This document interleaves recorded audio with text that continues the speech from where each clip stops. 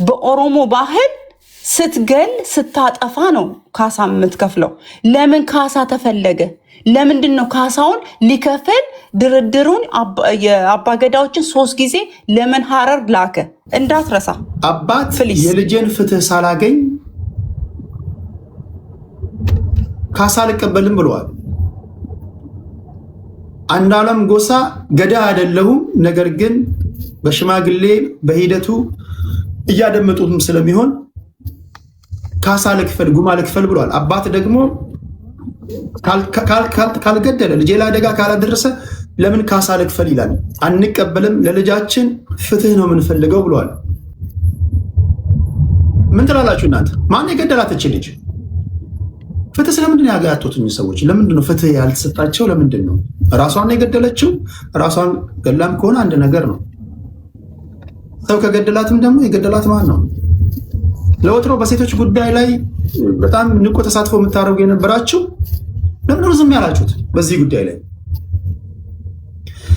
በላይ በቀለ ወያ ከአንተ ሀሳብ ልቀበልና ከዛ ከስልክ እዚህ መስመር ላይ ካለው ሰውዬ ሀሳብ እቀበላለሁ። ከዛ ወደ ሶፊ፣ ከዛ ወደ ተሬሳ አመጣለሁ። በላይ ምን ትላለህ በዚህ ጉዳይ ላይ? እሺ አመሰግናለሁ። እኔ አትፍረድ ይባላልና በቦታው ላይ ባልነበርኩበት ነገር ላይ አልፈርድም። ገሌን የገደለው ማለት አልችልም እንደ ግለሰብ። አሁን ለምሳሌ እዚህ አንዱዓለምን የገደለው ሲሉ በቦታው ነበራችሁ፣ ከነበራችሁ ፍርድ ቤት ሄዳችሁ መስክራችኋል፣ ማስረጃናችሁ ቢባሉ እነሱ አካባቢው ላይ አይደለም ሀገሩም ላይ የሉም እንደዛ የሚሉ። ሁለተኛ አባትየው ትክክለኛ ጥያቄ ነው የጠየቁት። ትክክለኛ ማን የገደለው የሚባለውን እውነት የልጃቸው ነው። ማንም ከነሱ ከአባትየውና ከእናትየው ቀጥሎ ደግሞ ከአንዱዓለም በላይ በሷ ሞት ውስጥ የሚጎዳ ሰው አለ ብዬ እኔ አላስብም። እኛ ለሳክስ ፎሎ ለመሰብሰቢያ ምናምን ካልሆነ በስተቀር ማንም ከእናትና ከአባትየው በላይ የሚጎዳ ቤተሰብም የለም። ገባ? ስለዚህ አባትየው ለምሳሌ አባገዳዎች መጡ፣ የተከበሩ ናቸው። ሰፉ የሚባል ባህል አለ፣ ከዛ ጉማ የሚባል ባህል አለ። እዛው ውስጥ በሱ ባህል ውስጥ አባገዳዎች ሲመጡ ግን አውቀነዋል ነገሩ ምናምን ከተባሉ አባትየው ልክ ናቸው። ማን ነው? ለምን ጉማ የሚከፈለው በደለኛው ታውቆ ነው፣ ኦሮሞ ባህል ውስጥ ማለት ነው። ስለዚህ ማን ነው ብሎ መጠየቃቸው ልክ ናቸው። አባትየው ላይ እኔ አልፈርድም። የተጎዱትም ተስፋም በዛ ላይ ደግሞ እጅግ በጣም ያማረች ተስፋ የሆነች እንኳን ለእናትና ለአባቷ ለሀገር የምትጠቅም ልጅ ነው የሞተችው።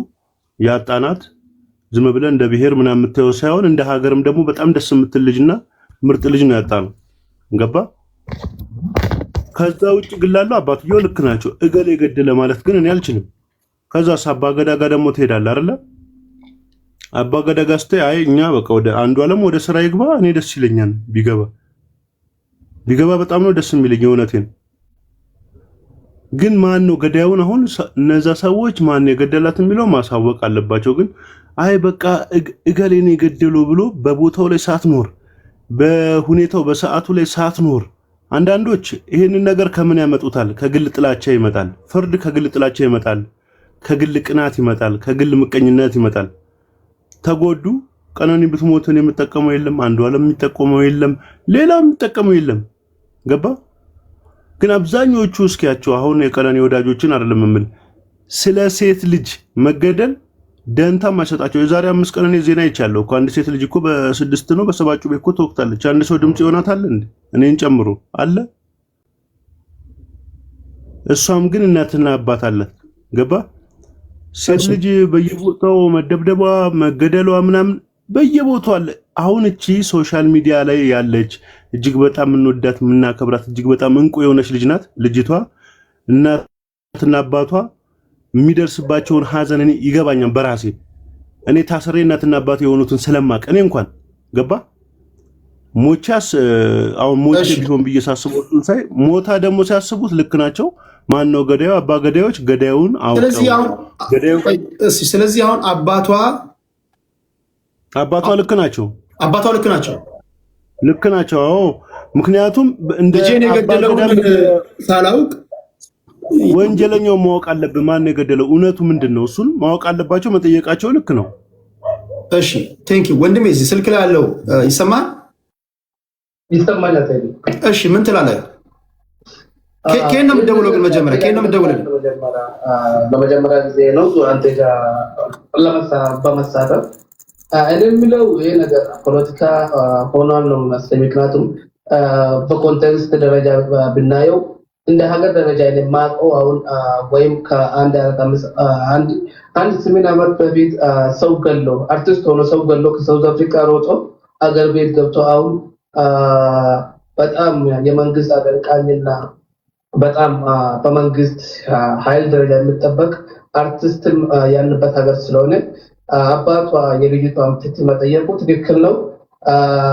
ግን ምን ያክል የሚዲያ ከቨሬጅ እና ምን ያክል ቦታ ይሰጠዋል የሚለው ነው እኔ የሚያሳስበኝ። እዛ ላይ ደግሞ አባቷ ብቻው ሆኖ ድምፅ እንትን እየሆነላት ስለሆነ እኛ እንደ ማህበረሰብ ለልጅቷ ፍትህ በመጠየቅና ፍትዋን ሀቋን እንድታገኝ እየሰራን ያለው በጣም አነስተኛ ብዬ ነው የማስበው። እሺ ከልብ ነው የማመሰግነው። እሺ ወንድሜ።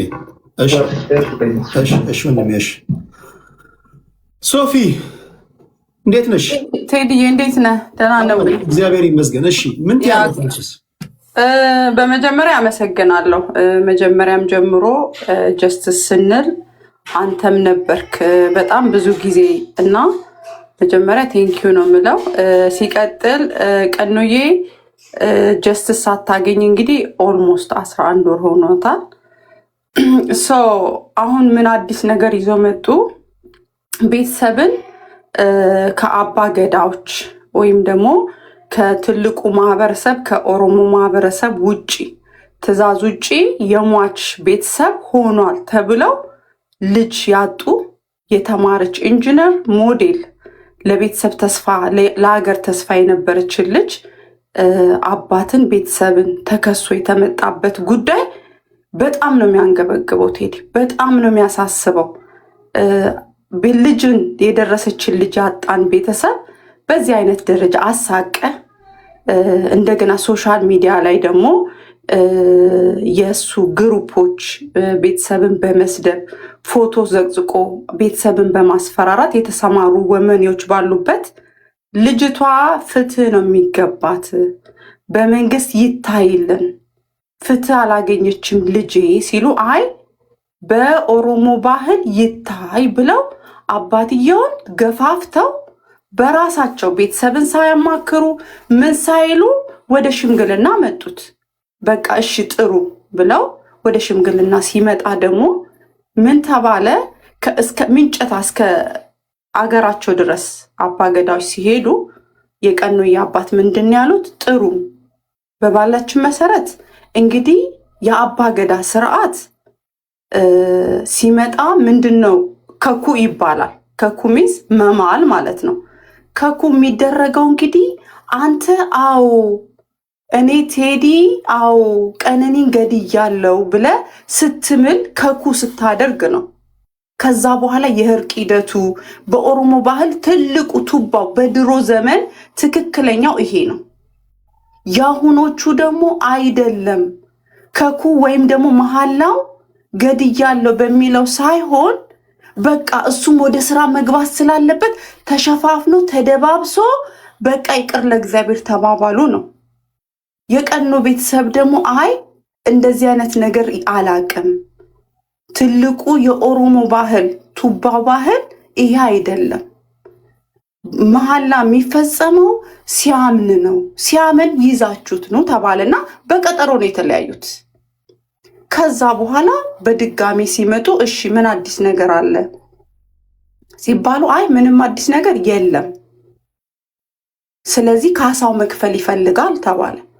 የምን ካሳ? በልጃቸው ሞት ካሳ ምንድን ነው? አሁን ከባህሉም ወጣ ይሄ ነገር ገብቶሃል አይደለ? ምክንያቱም ምለ ተገዝተ አዎ ብለ ይቅርታ ጠይቀ ነው። በባህሉ እንደዛ ነው ሂደቱ። ይሄኛው ደግሞ ድፍንፍን ሽፍንፍን ተደርጎ ማን እንደገደላት ለምን እንደተገደለች ማን ነበር በቦታው ላይ የሚለው ጥያቄ አይነሳና ሽፍንፍን ድፍንፍን ተደርጎ እሱ ወደ መድረክ ወጥቶ እንደፈለገ ይፈንጭ ነው። እነሱ ደግሞ ይሄኛውን የውሸት የማስመሰሉን ተውትና በስነስርዓት ተመልሳችሁ ወደ ድሮ ባህሉ ተመልሳችሁ በስነስርዓት በአባገዳ በድሮ እንትን አስምላችሁት እሱም አምኖ ነው አምጡ ተብ ሲባሉ መልሰው ምን ያደርጋሉ? ቤተሰብን ልጃቸውን ያጡትን በሀዘን የተጎዳን ቤተሰብ ጭራሽ ወደ መክሰስ ከባህል ውጭ አፈነገጡ ተብለው አባት እንዲሳቀቁ። አሁንም የኢትዮጵያ ሕዝብ እባካችሁን፣ ይሄ ቤተሰብ በብዙ ነገር እየተጎዳ ነው፣ በጣም በብዙ እማልነግራችሁ። እባካችሁ ሁላችሁም ለዚች ልጅ ድምፅ ሁኑ። እባካችሁ ከቤተሰብ ጎን ሁኑ።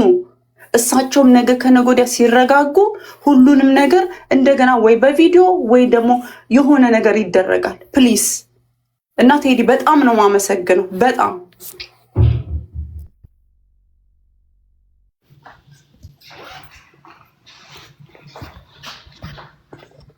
ድምጽ አይሰማም። ቴዲዬ መግባት ለማትችሉ ሰዎች ቴሌግራም ላይ ሀሳባችሁን ጻፉልኝ፣ ከዛ አነበዋለሁ። መጨረሻ ላይ በቀነኒ አዱኛ ቤተሰብና በአባ ገዳዎች ውሳኔ ምን ትላላችሁ ነው ጥያቄው።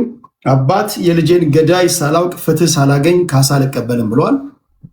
አባ ገዳዎች 4 ጊዜ ለሽምግልና ብንጠራቸውም ቀነኒ ቤተሰቦች አንቀበልም ብለዋል። ስለዚህ አርቲስት አንዱዓለም ጎሳ ወደ ስራው እንዲመለስ ወስነናል ብለዋል። በዚህ ጉዳይ ላይ ምን ትላላችሁ? ጻፉልኝ። ቴዲ ሐዋሳ የቴሌግራም ቻናል ላይ። ተሬሳ ምን ትላለህ? መጀመሪያው በጣም አመሰግናለሁ ቴዲዬ። ሃፒ ኒው ኢየር ሁላችንም እንኳን ያደረሳችሁ እያልኩ ይቀጥላለሁ። እኔ አባታቸው የልጅቷ አባት ያሉት ትክክል ናቸው፣ እሱን ደግፋቸዋለሁ። በተረፈ አንድ ሰው ማለት ገሏታል ብዬ ለመወሰን በጣም ለእኔ ከባድ ነው። እግዚአብሔር አምላክ ብቻ ነው ያን ነገር የሚያውቀው፣ እሱ ነው እንጂ ሰው አያውቅም።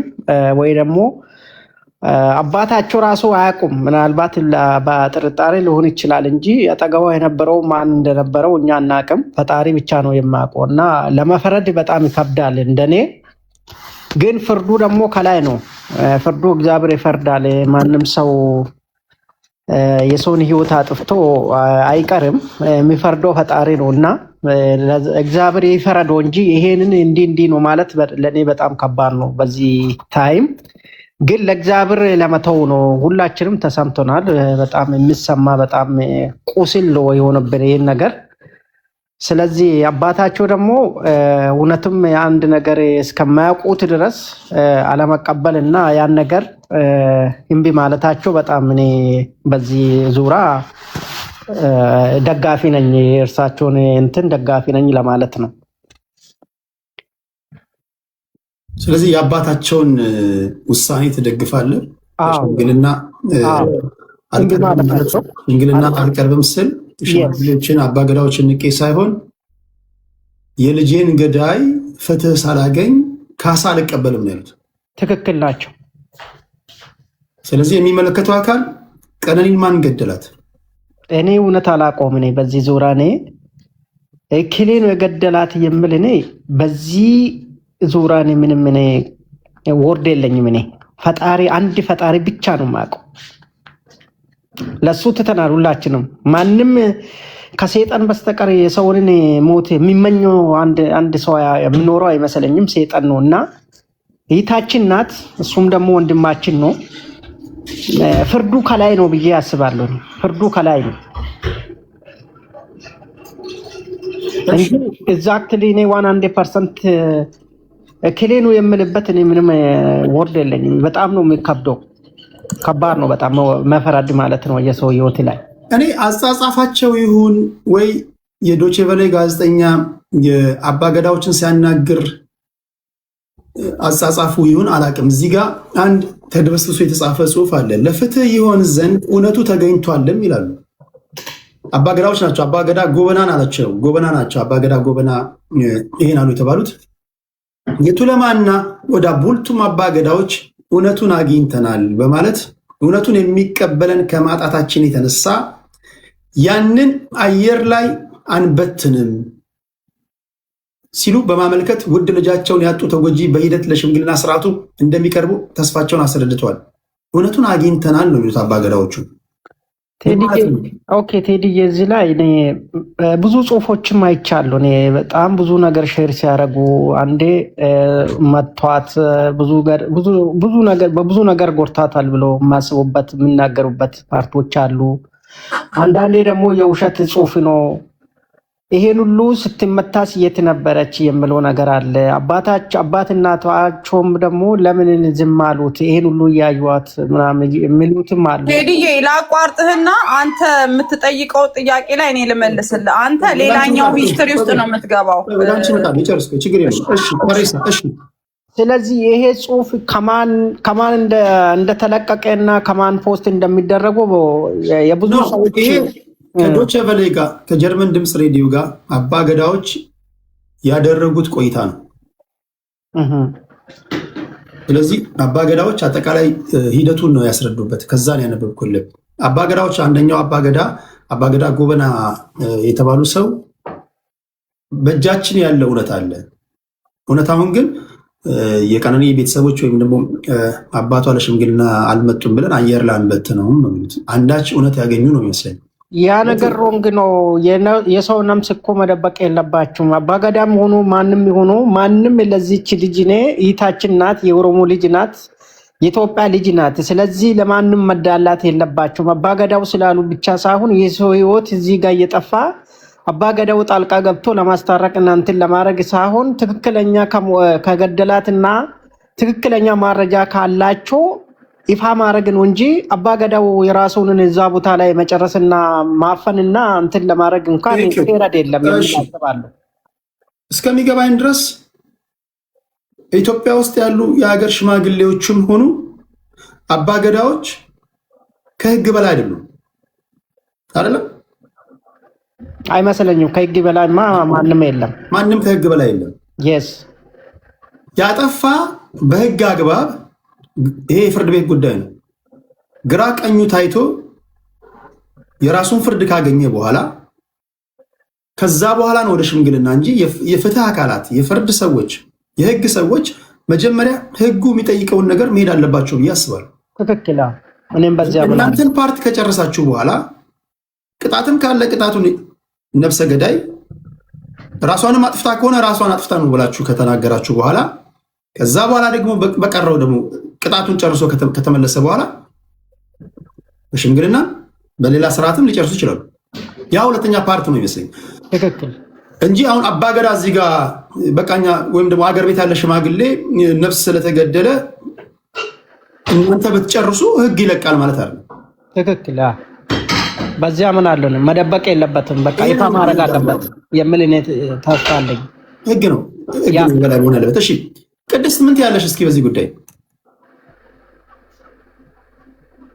ግን መሀል ላይ በደንብ ለሁላችሁ መናገር የምፈልገው አሁን በዚህ ውይይት ላይ ገዳይ ድምፃዊ አንዱዓለም ጎሳ ነው እያልኩኝ አይደለም። እኔ እያልኩኝ አይደለም። ማነው ገዳይ? አሁን ባለው ነባራዊ ሁኔታ ተጠርጣሪ ነው አንዱዓለም ጎሳ የሚባለው። ህግ ግራ ቀኙን አይቶ የመጨረሻውን ውሳኔ እስኪያስተላልፍ ድረስ አናቅምኛ። በዚያው ነው እያወራን ያለ ነው። ጥያቄያችን ግን እችን ሴት ማን ገደላት ነው። እሺ ቅድስት ቴዲዬ እኔ አንድ ነገር አም ሶሪ እሺ ኦኬ ይሰማኛል። ቴዲዬ ቴንክ ዩ። ሁላችሁንም እንኳን አደረሳችሁ ለማለት እወዳለሁ። መልካም አዲስ ዓመት። ይሄ ጉዳይ ገና ከጅምሩ በጣም ብዙ አጨቃጫቂ ነገሮች ይዞ የመጣ ነው። እንዳንድ በተለይ እንደሷ ቤተሰብ ሆነ ስታየው ብዙ ፍትህ የተጓደለባቸው እስከ አሁንም ድረስ እውነቱን ለማግኘት የተቸገሩ እኔ ፍራንክሊ ለመናገር ከቀነኒ ይልቅ ማነው አንዱዓለም ማውቀው ሰው ነው። ግን የቀነኒ ፍትህ ምን መባል አለበት? ፍትህ ማግኘት አለባት። እቺ ልጅ የሞተች ልጅ ነች። በሞተች ልጅ ቁማር አይሰራም። በጣም ባሳዛኝ ሁኔታ ነው የሞተችው።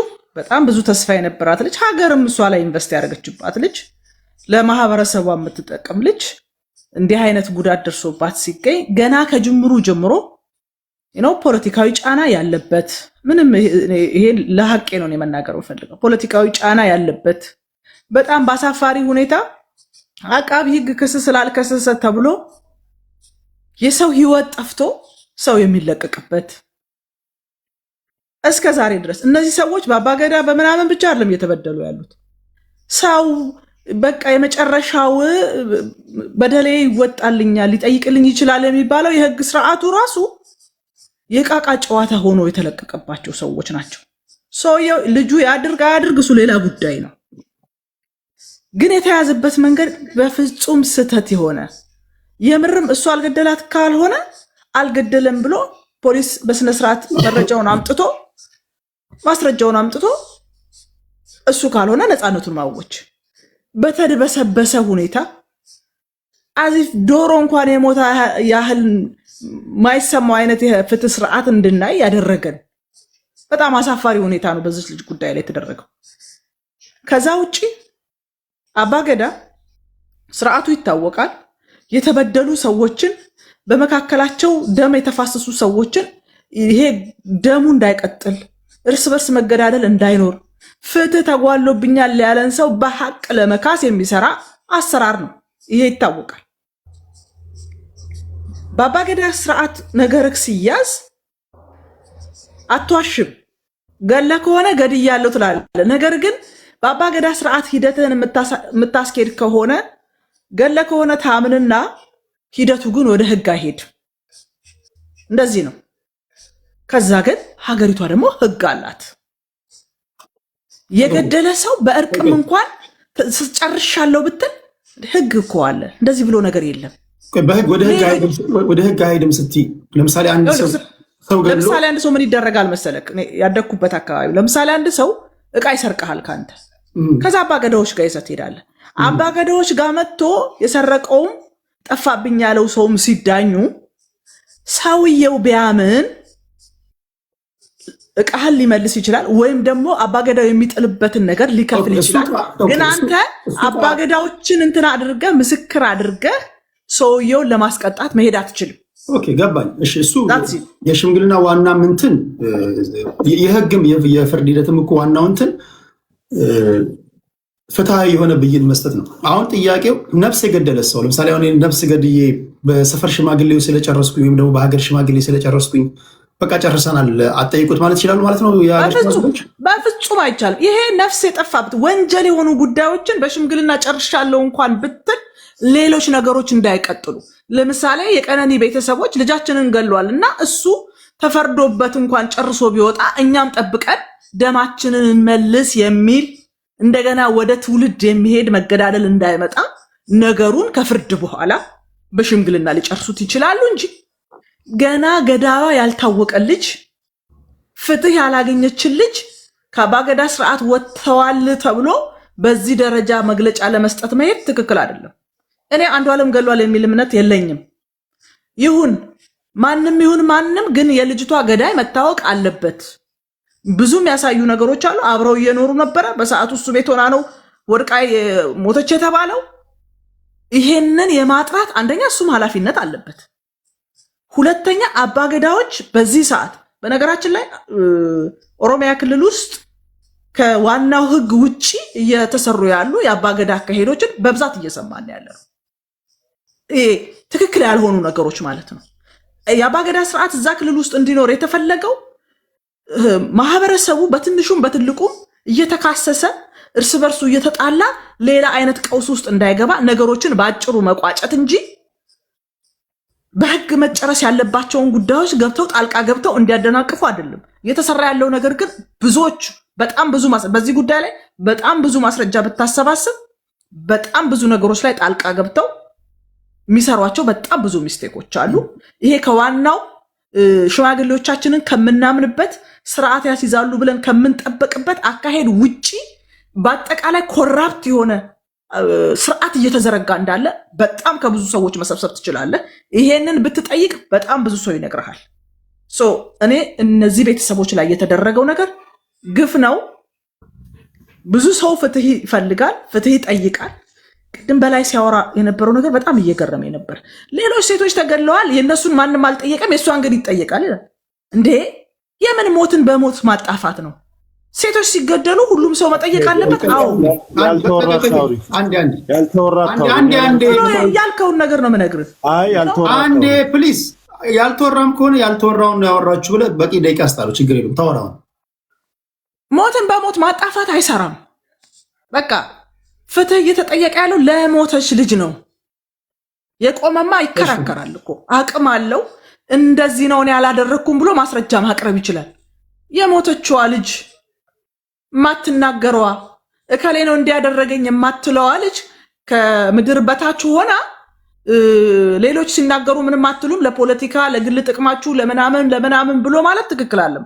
የሁሉም ሴት ሞት ሁሉም ሰው ሊያገባው ሊያንገበግበው ይገባል። እንዲህ ደግሞ አይናቸውን አፍጦ የመጡ ነገሮችም ሲኖሩ ገና ለገና ታዋቂዎች ስለሆኑ ገና ለገና የሚፈልጋቸው ሰዎች አሉ ተብሎ ሀቅን ለመደበቅ መሄድ ትክክል አይደለም። በቃ እኔ አንዷለም ባይገላት ነፃ ቢሆን ተመልሶ ወደ ስራው ቢገባ አይውሽ ያንን ነው የምፈልገው። ወጣት ልጅ ነው፣ ብዙ ነገር ይጠበቅበታል። ከዛ ውጭ ግን አንዷለምን ከመውደድ የተነሳ ግን የልጅቷን ሞት ማዳፈት ትክክል አይደለም እና አባትየው ልክ ናቸው።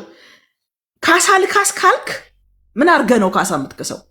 ምንም በቃ ጥቁርና ነጭ የሆነ እውነት እኮ ይዘው የመጡት። ለምን ካሳ ያስፈልጋቸዋል? ይሄ ልጅ የሚጠበቅበት በአባገዳውም ቢሆን አለመግደሉን፣ ጥፋት እንዳላጠፋ አለማድረጉን ካሳመነ ይበቃል። የምን ካሳ ነው? እሺ ልክ ናቸው እኮ ካሳ ከተባሉ እሳቸው ምን እሺ፣ አንተስ አልገደልካትም፣ አንተ ካሳውን ስጠኝ። ግን ማን የገደላት የሚለውን እንዳንድ ወላጅ ማወቅ ትክክለኛ የአባትነት ጥያቄ ነው። ቴንኪዩ ቅድስታችን። እሺ ቴዲዬ ፕሊስ ስራ ላይ ነኝና በቃ ቴንኪዩ። ቅድስትና በላይ አንዷለም አልገደላትም አናምንም አሉ አይደለ ቴዲ? ኦኬ አሁን እኛ ጀስትስ እየጠየቅን ነው ከፋሚሊ ጋር ሆነን። ታዲያ ለምን ከኛ ጋር አልተቀላቀለም? ለምን የኛ ጀስትስ ግሩፕ ውስጥ ለምን አብሮን ሆኖ ፍትህ ጠይቁ ለጮኛዬ ለፍቅረኛዬ አዎ ጀስትስ ጠይቁ ለምን አላለም? ለምን በየቦታው ፎቶአችንን ምናችን እየተሰቀለ ቤተሰቦቻችን የቀነኒ አባት ተዘግዝቆ ሲሰደቡ ኖ ኖ ኖ ኖ ኖ ኖ የሟች ሰዎች አሉ። አዎ ልክልሃለሁ። አይ የቀነኒን ቤተሰብ ዘግዝቃችሁ አትስደቡ፣ ጀስትስ የሚጠይቁ ናቸው ለምን አላለም? ለቅድስትና ለበላይና ለሌሎቹ እሱ አንዷለም ነው የገደለው ብዬ አልልም ላላችሁ ታዲያ ለምን ከኛ ጋር ከቤተሰቡ ጋር ሆኖ ለምን ከአባቷ ጎን ሆኖ አባቴ አይዞት ቀነኒን የገደለ አብረን እንፈልጋለን ፍትህን ጠይቃለን ለምን አላለም? እሱ ካልገደለ ይሄ ለሁለታችሁና ለሌሎቻችሁ በየቦታ ቤተሰቡን እየዘቀዘቃችሁ አባትዮ ለምትሰድቡ ህሊና ላላችሁ እሱ ካልገደለ ከኛ ጋር ከቤተሰብ ጋር ለምን ጀስትስ አልጠየቀም? ለምን ፍትህ ለቀነኒ አልጠየቀም? አንድ ሁለተኛ ነገር ደግሞ ለምንድን ነው ካሳ የሚከፈለው? ቴዲ እንዳትረሳ፣ ለምንድን ነው ካሳ የሚከፍለው? በኦሮሞ ባህል ስትገል ስታጠፋ ነው ካሳ የምትከፍለው። ለምን ካሳ ተፈለገ? ለምንድን ነው ካሳውን ሊከፍል ድርድሩን የአባገዳዎችን 3 ጊዜ ለምን ሀረር ላከ? እንዳትረሳ ፕሊስ። ለምን ካልገደለ ካላጠፋ ለምን የካሳ ገንዘብ አልበላም ብለው አባትየው መለሱ? ካመንክ እሺ፣ ከገደልክ እሺ፣ እኔ ከአባገዳ ከባህሌ ውጪ አልሆንም፣ ከናንተ ውጪ አልሆንም ብለዋል እሳቸው።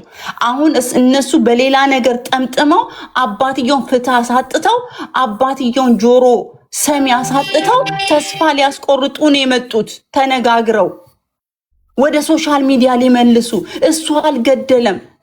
እሺ ማገደላት ለምን ፍትህ አይጠይቅም ታዲያ? እጮኛው እኮ ናት የሞተችው። አብራው ያንን ሙዚቃ ለፍታ ቪዲዮቹን አብራ የሰራች ቀነኒ አፈር ድሜ በልታ አብራ የሰራች ለዚህ ያበቃችሁ።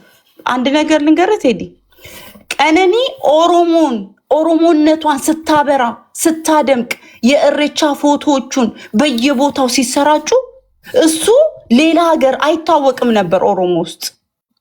እሷ ግን ኦሮሞነቷን ታደምቅ ነበረ። የቀነኒ ኦሮሞነትና የገዳይ የአንዷለም ኦሮሞነት ይለያያል እንዴ? ይለያያል። እሷ ነበረች ኦሮሞነቷን ከፍ አድርጋ ያበራችሁ። ያደመቀችው። ታዲያ እሱ ካልገደለ ቅድስትና በላይ ታዲያ ለምን ጀስትስ አይጠይቅም ከእናትና አባቷ ጋር? እሺ እኔ ልመልስልሽ። ቆይ ሙጊልዳና ያቢ ወደ አንተ እመጣለሁ። እሺ ሙጊልዳና ያቢ ከበላይ ቀጥሎ ታወራላችሁ። እሺ በላያ እኛውንም እመልስልሽ። አንደኛ እዚህ ጋር አንድ ነገር ልበል። አንድ ነገር መሀል ላይ ኧረ እንደው በእግዚአብሔር ኧረ እንደው በእግዚአብሔር እንደው ሌላ ሁሉንም ነገር አድርጎ ግን የሆነ ነገር ስታደርጉ የምታደርጉበት ሰው ምን አይነት ነገር ይሰማዋል የሚለውን ትንሽ ጭንቅላታችሁ ያመዛዘን። አሁን የቀነኒን አባት ዘቅዘቃችሁ መሳደብ እንዴት ካለ አእምሮ ነው የሚወጣው? ግን እንደዚህ አይነት ነገር እንዴት ያለ ቤተሰብ ነው ያሳደጋችሁ? ምን በልታችሁ ነው እንደዚህ ሆናችሁት? ሌላ ነገር አሁን እንደዚህ አይነት መድረክ ላይ መታችሁ እኮ ከአንዷለም ጎሳም አኳያ ከቀነኒ አዱኛ እኮ አኳያ እኮ ውይይት እኮ ማድረግ እኮ ይቻላል እኮ ሀሳብ መለዋወጥ እኮ ይቻላል። ፕሊዝ የተጎዱ ሰዎች ናቸው። ነገ እንደዚህ አይነት ክፋት ዞሮ በቤታችሁ ይመጣል። በተቻለ መጠን እንዲህ ያለ ነገር ስታደርጉ የአንዷለም ጎሳም ደጋፊ ብትሆኑ የቀነኒም ብትሆኑ ኧረ ተው በሉ። እያያችሁ ራሱ እንዳላያችሁ ናችሁ ማለፍ ራሱ የድርጊቱ ተባባሪ መሆን ነው። እኔ እንደዛ ነው የምወስደውና ይሄ ፎቶ እየዘቀዘቃችሁ በተለይ ያረረ ልጁን ያጣ ቤተሰብ ላይ እንደዚህ እንጨት የምትሰዱ ሰዎች እባካችሁ ወደ ጤናችሁ ተመለሱ። እናንተ ካልተመለሳችሁ ደግሞ ጤነኛ ሰዎች ተው በሏቸው። እሺ በላይ በቀለ ወደ አንተ ልምጣ። እሺ አመሰግናለሁ። እንደዛ የሚያደርጉ ሰዎች ማሰብ የተሳናቸው ሰዎች ናቸው። እንደሰው መቆጠር የለባቸውም። እሱን እንዝለለው። ለሷ ጥያቄ መልስ ልስጣት። አንደኛ ለምሳሌ አንቺ ኮመንት ላይ ያየሁሽ ነበር የገደላት አንዷለም ነው እያልሽ ነው። ማስረጃ አንቺ ብትበይ የምታመጪው ነገር የለሽም። እህታችን ቀነኒ የሞተችበት አካባቢ አይደለም እዛ አካባቢ እንኳን የለሽም። ያለሽው እንኳን ሌላ ሀገር ነው። ስለዚህ ያውን የአንቺ ጀጅመንት ነው። ሁለተኛ ከህግ ሰው ፍትህ ሲጓደልበት ለምሳሌ ቅድስት ግርማ ቅድም እንደወራችሁ ፍትህ ተጓደለ ለሚባለው ነገር ስለሚታወቅ ነገር ብቻ አይደለም ፍትህ መጓደሉን ጩሁ ያልኩት ብያልኩ እንጂ ቀነኒማ ፍትዋን ማግኘት እኮ አለባት። አለቀ። ግን ያው ለምሳሌ አንዷለም ገደለ ብቲ ዘላለም አላምንሽም። ለምሳሌ በህግም ይሁን በአባገዳ በየትኛውም በኩል መግደሉን አምኖ ገድሎ ከሆነ እኔ ቦታው ላይ አልነበርኩም አይዛኔ ከሆነ ከገደለ ፍርዱ ይገባዋል፣ የሆነ ፍርድ ይፈረድበት እላለሁ። ባላየሁት በቦታው ላይ ባልነበርኩበት ሀገር ሁሉ ግራ በሚያጋባ ሁኔታ ውስጥ ግን ገድሏል ብዬ ጀጅ ማድረግ ጀጅመንት ሲጀመር ይሄ የጤነኛ አስተሳሰብ ሐሳብ ነው ብዬ አላምንም። ለምን ካሳ ልክፈል አለ መልሳ ለዚህ ተጠያቂ በአባገዳ ወይም ደግሞ በባህል ከኩ አድርገህ ምለህ ገንዘብ ትከፍላለህ። ለምን ልክፈል አለ? አንዴ እኔን ተረዱኝ በእናታችሁ። የኔ ዓላማ የተለያዩ ሀሳቦችን አንድ መድረክ ላይ ማንጸባረቅ ነው። እንድትነጋገሩ በፈቀደላችሁ ደስ ይለኝ ነበር። የኛ መነጋገር ግን ወደ ክርክርና ወደ ስድድብ ይሄዳል። የሶፊን ሰምተናል፣ የበላይን ደግሞ የተለየ አንግል እንስማ። አስሎንጋስ አጸያፊ ንግር እስካልተናገረ ድረስ ቢቆረቆረን ምንስ ነው ጨርስ በላያ ኧረ አልናገርም። አጸያፊ ነገር አይኖ ነገሩ ነው እንጂ እናንተ ተሳዳቢዎች ናችሁ እያልኩኝ አይደለም። ልክ እንደዛ ነው። እኔ በሌለውበትና ባላየውበት ነገር ላይ በቦታው ላይ ባልተገኘውበት ሁኔታ ላይ እንደዛ አላደርግም። ሌላው ይሄን ኬዝ ምናልባት ቀነኒ ፍትህ ያላገኘችበት ምክንያት ብዬ ነው የማስበው የእሷን ሞት የሴቶችና ለቤተሰቦቿ ፍትህ ከመጠየቅ ይልቅ ፖለቲካል ኢሹ የማድረግ ጉዳይ ነው። ለምሳሌ ቅድስት ግርማ ቅድም እንዳወራችሁ አባገዳዎች ገብተው እንደዚህ በወንት እንደዚህ የፈረዱ ነው ብላ ፖለቲካ ውስጥ ማስገባት፣ ፖለቲካ እሳቤሽን የፍትህ ከመጠየቅ ጋር የሚያገናኘው ነገር የለም። ሰዎች እንዳለ ፖለቲካ ኢሹ ነው የሚያደርጉት። ለምሳሌ የሴት ልጅ ጥቃት ይቁም፣ ሴት ልጅ አትገደል፣ የቀነኒ ፍትህ ይምጣ ከሚል ይልቅ ለምሳሌ ቁርጡን ነው የምነግራችሁ ሐቁም ማለት ነው። እንደው አንዷለም ገሎም ቢሆን ገሎም ባይሆን የሆነ ብሔርን ግሬ ለማድረግ የሚፈልጉ አብዛኛው የሚጮቱ እነሱ ናቸው። አብዛኛው እኔ ህፃን ሄቨን ባህር ዳር ላይ ተገደለች ሲባል አማራን ለማሰደብ ነው ያለው ሁሉ ለዚህኛዋ ግን የሴት ተቆርቋሪ ሆኖ መጥተው የሚጮሁት የሚያንጫጩት እነሱ ናቸው። እሱም ቢሆን ሴት ከሆነች እህታችን ናት። እኔ እችን የመሰለች ልጅ ነገርኩ እኮ ሀገር ኢንቨስት አድርጋበታለች።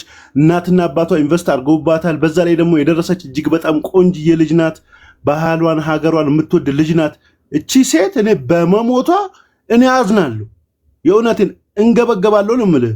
እኔ ቆማለሁ እንደ እህቴ ብትሆን እህት እኮ አለችኝ። እኔ እግዚአብሔር ባይኖር ቀጥሎ ማመልካት እህት እኮ አለችኝ። እሷ ብትሆን እኔ ቆማለሁ እንዴ? እኔ እኮ እናትና የአባቷ ሐዘን ይገባኛል። ግን አሁን የአባትየው ጥያቄ ልክ ነው። አሁን ቅድም አንተ ያነበብከው ነገር ላይ ደግሞ አባገዳ ጉዳዩን ደርሰንበታል እውነቱን አውቀነዋል ካለ አባትየው ልክ ነው የምለው። ያ ጉዳይ ምንድነው? ለህዝብ ይታወቅ። አለቅ። አባገዳ ያወቀው እውነት ምንድነው? ኦኬ ይሄ ነገር ነው እንጂ ፖለቲካል ኢሹ ካላረጋችሁት የዚችን ሴት የዚችን ምስኪን ደምና የልጁንም የአንዱ ዓለምም የሱንም ጉዳይ እንደው መና ይቅር ፖለቲካል ኢሹ አታርጉ። ፍትህ ከሆነ ፍትህ ጠይቁ። ፍትህ ብቻ ፍትህ። እሺ የመጨረሻ ነገር ልበልና ወደ ሞጊልዳ ልሂድ። እኔ ይሄን ጉዳይ ዛሬ 3 ወር ስንወያይ አንድ ነገር አደራ ብያችሁ ነበር። በየትኛውም ብሔር ውስጥ ያላችሁ ፖለቲከኞች እናንተ ገብታችሁበት ያመረ ነገር አይቻላቅም። እኔ እግዚአብሔር ካልሆነ ይህን እንዴት እንዲያቃና እንደሚችል አላውቅም። ሰው ተገደለ ሲባል ገዳይና ተጠርጣሪ ወይም ሟችና ተጠርጣሪ እንደ ተጠርጣሪና እንደ ሟች እንኳን እኮ መተንተን እንኳን አንችልም እኮ ባለንበት ነባሪያ ሁኔታ። የብሔር ፖለቲከኞች ወይ ብሔርተኞች ከገባችሁ ነገሩ ይበላሻል፣ ፍትህም ሊጓደል ይችላል። ስለዚህ እንደዚህ አይነት ጉዳዮችን ጎሳም ከሆነ ጎሳ ብሔርም ከሆነ ከብሔር በጸዳ ድርጊቱን ብቻ ነጥለን መወያየት አንችልም። እዛ ደረጃ አልደረስንም ማለት ነው። ቀነኒ አዱኛና አንዱዓለም ጎሳ ሁለት ኢትዮጵያዊ ሰዎች ናቸው። ያለፈ ሲልም ከኦሮሞ አብራክ የወጡ ናቸው። ኦኬ ቀነኒ አዱኛ ቲክቶከር ናት፣ አርቲስት ናት፣ የፋሽን ዲዛይነር ናት። አንዱዓለም ጎሳ ድምፃዊ ነው። በእነዚህ መካከል እንደ ችግር ተፈጠረ። እንዴት ነው የምናወራው? ይሄንን እዚህ ምን አመጣው? የጎሳን ጉዳይና የጎሳ ጉዳይ የብሔር ጉዳይ ከገባ ፍትህ ይዛባል። ፍትህ የሚዛባው እንዴት ነው? ነገሩ የብሔር መልክ ይይዝና የብሔር መልክ ደግሞ ከያዘ አንደኛው ጥፋቱን አምኖ መቀበል ሽንፈት ነው መስሎ የሚታየው። ያ እንዳይሆን ነው ከዚህ ነገር በጸዳ ጀስት ሊናችንን ተጠቅመን ህይወት አእምሯችሁ ምን ይላል? ይሄን ድርጊት በዜና መልክ ስትሰሙ ቶሎ ብሎ አእምሯችሁ ላይ የሚመጣው ምንድን ነው? ብሔራችሁ ነው የሚመጣው? ጎሳችሁ ነው የሚመጣው? የሰፈራችሁ ልጅ ነው የሚመጣው? ምንድን ነው? ወይስ ህሊናችሁ ነው የምትጠቀሙት? ከዛ አኳያ ነው መተንተን ያለብን። ካልሆነ ይበላሻልና ማህበረሰቡን ቢያንስ ትክክል የሆነ ነገር እንዳያገኝ ስለሚያደርግ ፍትህም ፍርድም እንዳናዛባ ተበዳይንም የበለጠ በደሉን እንጨት እየጨመረን እንዳናሳምማቸው ጥንቃቄ ያስፈልጋል። ፕሊዝ በተቻለ መጠን ድርጊቱን ከድርጊቱ ጋር ብቻ ነጥለን እንድናወራ ስለፈለኩኝ ነው። ሞጊልዳ ምን ትላለሽ አንተስ ወንድሜ? እንዴት ናችሁ? ሁላችሁም ሰላም ናችሁ ወይ? እንኳን አደረሳችሁ በቅድሚያ እላለሁ። ይህን ነገር ቴዲኒ ከአንድ ከሁለት ከሶስት ነገር አንግል ነው ማየት ፈልገው፣ ከህግ አንግል እና ከሞራል አንዳንዴ ደግሞ ከስሜትም አንግል አስባለሁ። ይህን ነገር በመጀመሪያ ደረጃ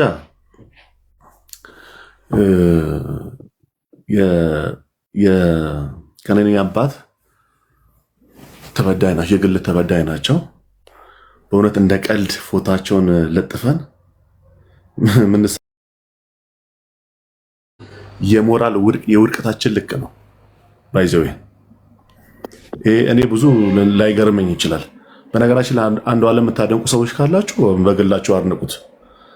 አንዱዓለምን ማድነቅ በሟች አባት ላይ መሳለቅ ደረጃ ካደረሰ እስኪ እንትናችሁን ለኩት። ምን ላይ ነው ያለሁት በሉና፣ ምናልባት አላቅም እንደ ቴርሞስታት አለ ሙቀትን መለኪያ፣ የሞራል መለኪያ ካለ እሱን ተጠቅማችሁ ሞራላችን ምን ላይ ደርሷል ብላችሁ አስቡ። እኔ በሆነስ ብላችሁ አስቡ። ይሄ ለማለት እላለሁ ከሞራል አንግል። ሌላው ከህግ አግባብ የቱንም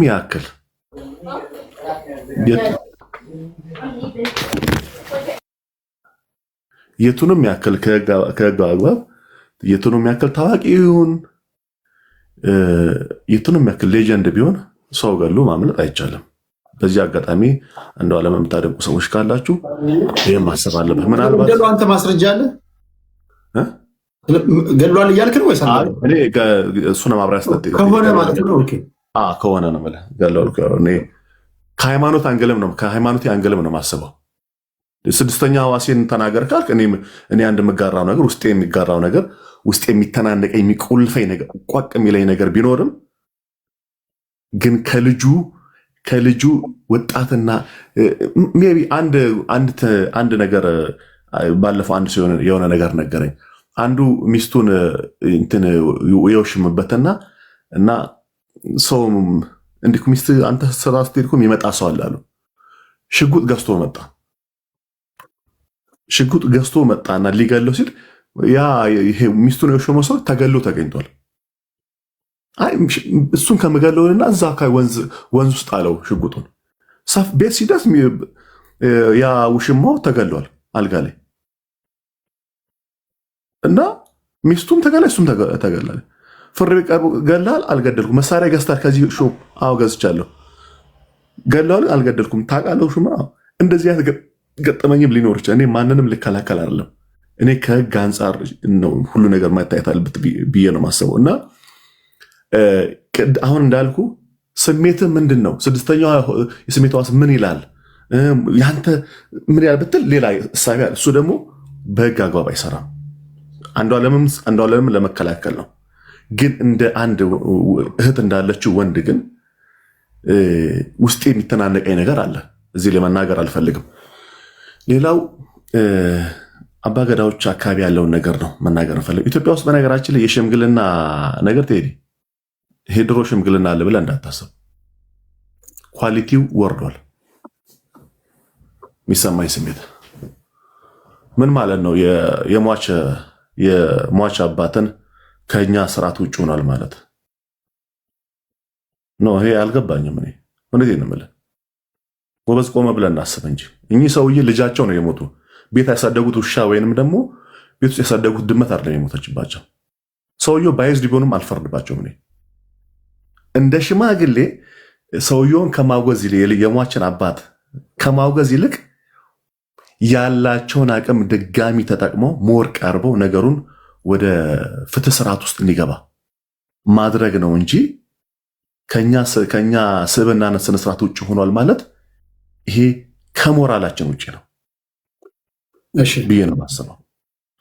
ስለዚህ ልጅቷ ላይ አንዳንድ ነገሮች አይተናል። የተደበደበችበት ከንፈሯ ያበጠበት የምናምን ነገር ከዚህ ተነስተን አንዱ ዓለም ገሏል ደግሞ አለ። ለምን ውስጤ ግን የሚተናነቀኝ ነገር ግን አለ ከሞራል አንግልም ነገር። ስለዚህ ፕሊስ እባካችሁ ሰዎች የትኛውንም ያህል ደረጃ ላንማር ልንደድብ እንችላለን። እኚህ ሰውዬ ልጃቸው ናቸው የሞቱባቸው። እኔ እንደውም ጠንካራ ሰው ናቸው፣ እናትየውም አባቴም ጠንካራ ሰው ናቸው ብዬ ማስበው። ምክንያቱም ሚዲያ ላይ የመጡ አንዳንዴ አሁን አንተም ያሰማህነውም ነገር ይነግሩናል። ሞራላቸው ራሱ በቃ እኚህ ሰው ትኩስ ለቀስተኛ ናቸው። ታውቃለህ አይደለ? ሁሌ ሚዲያ ላይ ልጃቸው አለች። አንዳንዱ እኮ አልቅሶ ይወጣለታል። ከዓመት በኋላ እኮ ጥቁር መልበሱን የሚያቆም ሰው አለ ምናምን ነገር ወደ መስመሩ ይገባል። እኚህ እኮ አክቲቭ ናቸው። በየጊዜው ስለሷ ይሰማሉ። ይሄን ነው ማለት ምችለው። ቴዲ አመሰግናለሁ። እስኪ ሁላችሁንም አንድ ጥያቄ ልጠይቃችሁ። መቼስ እኛ በህመሙ እንዲሰማን ተደርጎ ካልተነገረን አንዳንዶቻችን አይገባንም። እች ልጅ በሁለቱም ሳይድ ልጠይቅ። እች ልጅ እዚህ ውስጥ አሁን የምጽፉ አንዳንዶቻችሁ ያንተ ወንድም ያንቺ እህት ብትሆን እንዲህ ያለ ጉዳይ እንደው አይደረስባችሁና ደረሰባችሁ ይባል ምንድን ነው የምታረጉት? አሁን ለጊዜው እች ልጅ ያልኩት ተበዳይ ናት አይደል? ተበዳይ ናት ስል ቤተሰቦቿ ሀዘን ላይ ናቸው ያሉት። ይህ ሀዘን እናንተ ጋር ሆኖ ቢሆን እንዴት ያለ ወሬ ነበር የምታወሩት? ምንድን ነው የምትሉት? ፍርዱ ለእናንተ። ሌላው ጥያቄ ጠይቄያቸዋለሁ። መጨረሻ ላይ ጥያቄ መልሳችሁን አነባለሁ ለህዝብ። ቴዲ ሐዋሳ የቴሌግራም ቻናል ላይ ላላችሁ በቀነኒ አዱኛ ቤተሰብና በአባ ገዳዎች ውሳኔ ምን ትላላችሁ ነው ጥያቄው። አባት የልጄን ገዳይ ሳላውቅ ፍትህ ሳላገኝ ካሳ አልቀበልም ብለዋል። አባ ገዳዎች 4 ጊዜ ለሽምግልና ብንቀመጥም አሻፈረኝ በማለታቸው አንዱዓለም ጎሳን ነፃ ሆኖ ስራውን እንዲሰራ ወስነናል ብለዋል። እስኪ ከአእምሯችሁ የመነጨውን ገለልተኛና ነፃ ነው ምናልባት ካላየነው አንግል ከህግም የአባ ገዳንም ስርዓት የምታውቁ የሀገራችንን የሽምግልና ባህል የምታውቁ ሰዎች ኮመንት ጻፉልኝና መጨረሻ ላይ የማነበው ይሆናል። ያቢሽ ወደ አንቺ ልምጣ። ምን ትያለሽ አንቺስ? ቴንክ ዩ ቴዲ ሃፒ ኒው ይር ብያለሁላችሁ። ያ በጣም እንደ ሴት በጣም የሚያሳዝን ታሪክ ነበረ። በፊት ብዙም እዚህ ነገር ላይ አልገባሁበትም፣ ማለት ምንም ሀሳብም አልሰጠውም። አንዳንድ ብዙ ወደ ፖለቲካ ማዙረውት ስቤት እርስ በርስ በጣም ይጣሉ ነበረ። እንዳላችሁት ቅድም የአባቷን ፎቶ ዘቅዝቀው ምናምን ያንን አይቼ በጣም ደብሮኝ ነበር። አዝኝ በጣም የሆነ ያሳዝናል የልጅቱ መሞት። አሁን ግን የባሰ ሞት ደግሞ የባሰ የሚያሳዝን እንትን ደግሞ የፈጠሩት ምንድን ነው? አልገደልኩም ካሳ ግን ልክፈል ወይም ደግሞ ጉማ ልክፈል ብሎ ሲል ይሄ በጣም በቃ የሚያስደነግጥ። በሀገራችንም አሁን አገራችን ቅድም እንደተባለው ወዴት እየሄደች ነው? ሽማግሌ ጠፋ ወይ? የእውነተኛ አስታራቂ እውነተኛ ፍርድ ፈራጅ ጠፋ ወይ? ህግስ ምን እየሰራ ነው? ይህንን ነገር ህግ ይዞት ከሆነ ህግ ነው መጨረስ ያለበት። ሽማግሌ መግባት የለበትም እዚህ ውስጥ። አባገዳ ምናምን ልጁን የመፍታት እንትን ማለት እሱ የህግ ጉዳይ ነው። በህግ ነው መጨረስ ያለበት። እነሱ እሱን ፍቃድ መስጠት ምን ማለት አይገባቸውም ነበረ። እንደኔ ከሞተ ካመነ ነው እነሱ ሊገቡበት የሚገባው እንደ ህጉ። እኔ እንደማውቀው አባገዳ የሚገባው ልጁ ሲያምን ነው በቃ ለማስታረቅ የሚካሄደው። እና አይ ቲንክ ያ ፕሮሰስ ነው መሰለኝ አሁን በውስጥ እየተካሄደ ያለው። እና ጉማ ልክፈላችሁ ግን ደግሞ አልገደልኩም። አባትየው በጣም ተጎድተዋል። ይሄ ሁለተኛ ሞት ነው። ልጃቸውንም አተው እያዘኑ እንደገና ደግሞ እንደዚህ አይነት ደግሞ እንትን ሲሰሙ በጣም ያሳዝናል። ከራሳቸው ህዝብ፣ ከሀገራቸው፣ ከወገናቸው፣ ከራሳቸው ወገን ካሉት ውስጥ አሁን ፍትህ ብለው መጥተዋልና ሁላችንንም እንደ ህዝብ ሊያሳዝንን ይገባል እንዲህ አይነት ታሪክ። በተለይ ደግሞ እሷ እህት ሊኖራት ይችላል፣ ወንድሞቿ ያሳዝኑኛል። ገባችሁ? የሞተ የገደለ ሰው አለ ብላችሁ እያሰባችሁ እኛ እንኳን እዚህ ቁጭ ብለን ገደለ ብለን እናስብና በቃ ምን እናረጋለን? በጣም ነው የሚከብደው፣ በጣም ይከብዳል። ወይም ደግሞ ባለቤትየው ወጥቶ ያስረዳው ነገር የለም። እንዲህ ነው አሟሟቷ። የኔ ጥያቄ ፍርድ ቤቱ ግራ ቀኙን አይቶ አንዱዓለም ጎሳን ነፃ አሰናበተው ለምንድን ነው? ወይስ የፍትህ ሂደቱ ስለተዛባ ነው? ወይስ አንዱዓለም ጎሳ ከድርጊቱ ነፃ ስለሆነ ነው? ለምንድን ነው? መጀመሪያ ተፈቷል አይደል? በነፃነት ተብሎ ፍርድ ቤት ለቆታል። ቴዲዬ በዋስ ነው የወጣው እኮ በዋስ ነው። 50 ሺህ ብር ዋስ ነው የወጣው። ጉዳዩ አላለቀም አይደል? በፍርድ አላለቀም እኮ ቴዲዬ። 50 ሺህ ብር ዋስ ነው። ታሳዊ ሀስቱ ቢላይ እንደዛ እና የቤተሰብ አባል ሞናን ታስገባልኛለህ? የቤተሰብ ነች ከነፋዘር ጋር ነችና ሞና የሚል አስገባት እስቲ። እሷ ሞር መረጃ ማላት። ቴንክ ዩ። እኔ እንግዲህ እስከሚገባኝ ድረስ የህግ ሰዎች ታግዙኛላችሁ። ማንኛውም የወንጀል ድርጊት ወይም ደግሞ ድርጊቱን ፈጸመ ተብሎ የሚጠረጠር ሰው በማንኛውም ሁኔታ ከሀገር ሊወጣ ይችላል ተብሎ ከታሰበ ዋስትና አይከለከልም። የወንጀሉ አይነት ይለያያል። እርግጥ ለምሳሌ ትሬዝን፣ የፈርስት ዲግሪ ክራይም የሚባሉ አሉ። እንዲህ የነፍስ ጉዳዮች ምናልባትም ተጠርጣሪው ሊጠፋ ይችላል ሀገር የመውጣት ከዚህ እንኳን ያነሱ ወንጀሎችን እኮ የፈጸሙ ሰዎች አይ ከሀገር ሊወጡ የሚችሉበት አጋጣሚ አለ ስለተባሉ ብቻ ዋስትና ይከለከላሉ። እና ያንን ሁሉ ከግምት ሳያስገቡ ነው ብዬ አላስብም። እና ፍርድ ቤቱ ራሱ በዋስትና ሲለቀው እንዴት እንደሆነ አልገባኝም። ለዛ ነው ምናልባት የምታውቁት ነገር ካለ ብዬ ነው። ማንን ያልሽ? ሞና ነው ያልሽ? ሞና ነው ያለችክ። ሞና እዚህ ጋር ታግ የሚያደርጓትን ልጅ ይመስለኛል። እሺ የመጨረሻ አንዳንድ ዙር ስጣቸዋለሁ፣ ችግር የለውም። ሞና ማን ነው? ሞና አይታለች? አላየኋትም። ሞና እሷ ናት። እሺ ያቢ ቀጥይ። ኦኬ ሞኖ የሚታደርግና ነው ያ እና ፍርድ ሂደቱ እንትን ላይ አሁን እኔ ቅድም እንትናም እነ ቅድስትም አሁን እንትና አልገደላትም ምናምን አይደለም ሲሉ የነበሩት እና አንዳንዶቻችን በችኮላ ውሳኔ ያንወስን ንግግር ላይ ብዙ ጊዜ በእርግጥ አላየንም በቦታው ግን ሁላችንም በቃ እችሊ ስትደበደብ ከነበረበት ሁኔታ ሁሉ ያ እንኳን ፍትህ እኮ አላገኘችም። ለዛ እንኳን እኮ መጠየቅ አለበት ባለቤትየው። ማን ነው እንደዛ ሲደበድባት የነበረው? ለዛ መንግስት ህግ ፍትህ ሊሰጣት ይገባል። እሺ ሞቷን እንኳን ቢክዱት ማለት ነው። እኔ እንደ ሴት ያ ይሰማኛል። ያንን ነገር ማድረግ አለባቸው በእውነትና እኛም ሁሉም ሰው አይምሮ ይረፍ።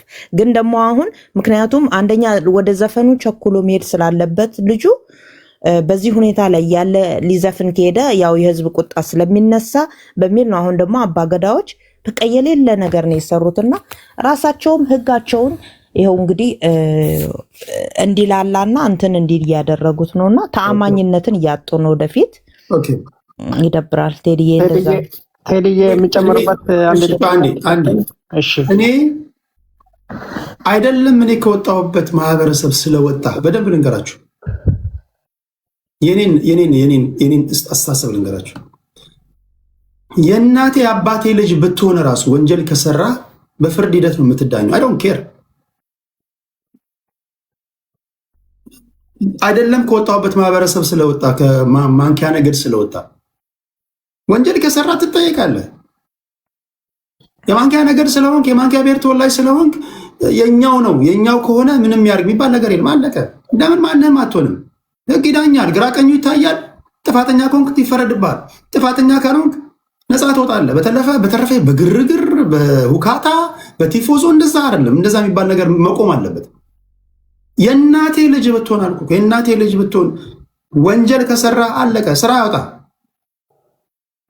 እንደ ወንድም ረዳህ ነገር ሊኖር ይችላል። ስንቅ አመላልስልሃለሁ እንጂ አንተ ወንጀል ተባባሪ መሆን አልፈልግም። በታምር እኔ በተቻለ መጠን ጻድቅ እንኳን ባልሆን በቀረችው እድሜ ቢያንስ ከክፉ ጋር ባለመተባበር ነው መሞት የምፈልገው።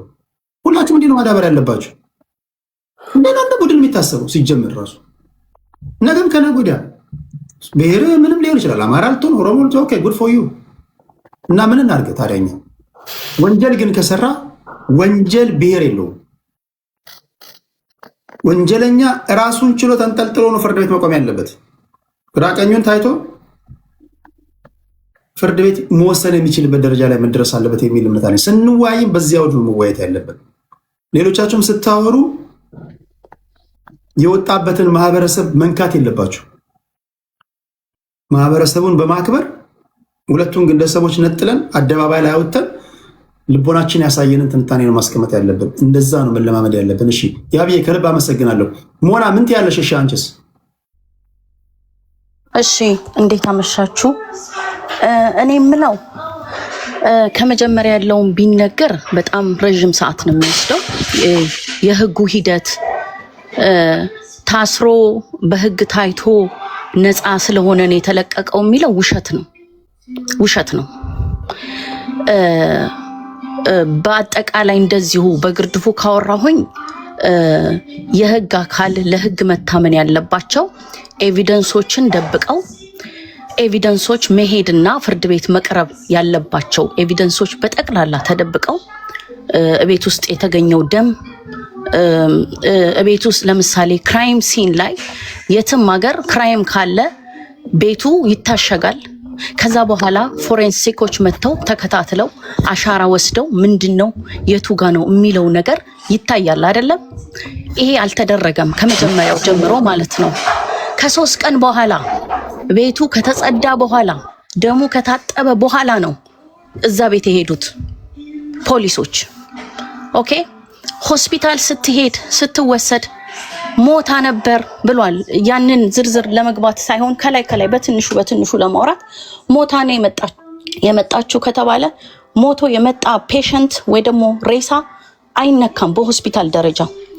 ግን ያኔት ሆስፒታል የሚባለው ግን ለሰዓታት አቆይተው አጽድተው አጥበው።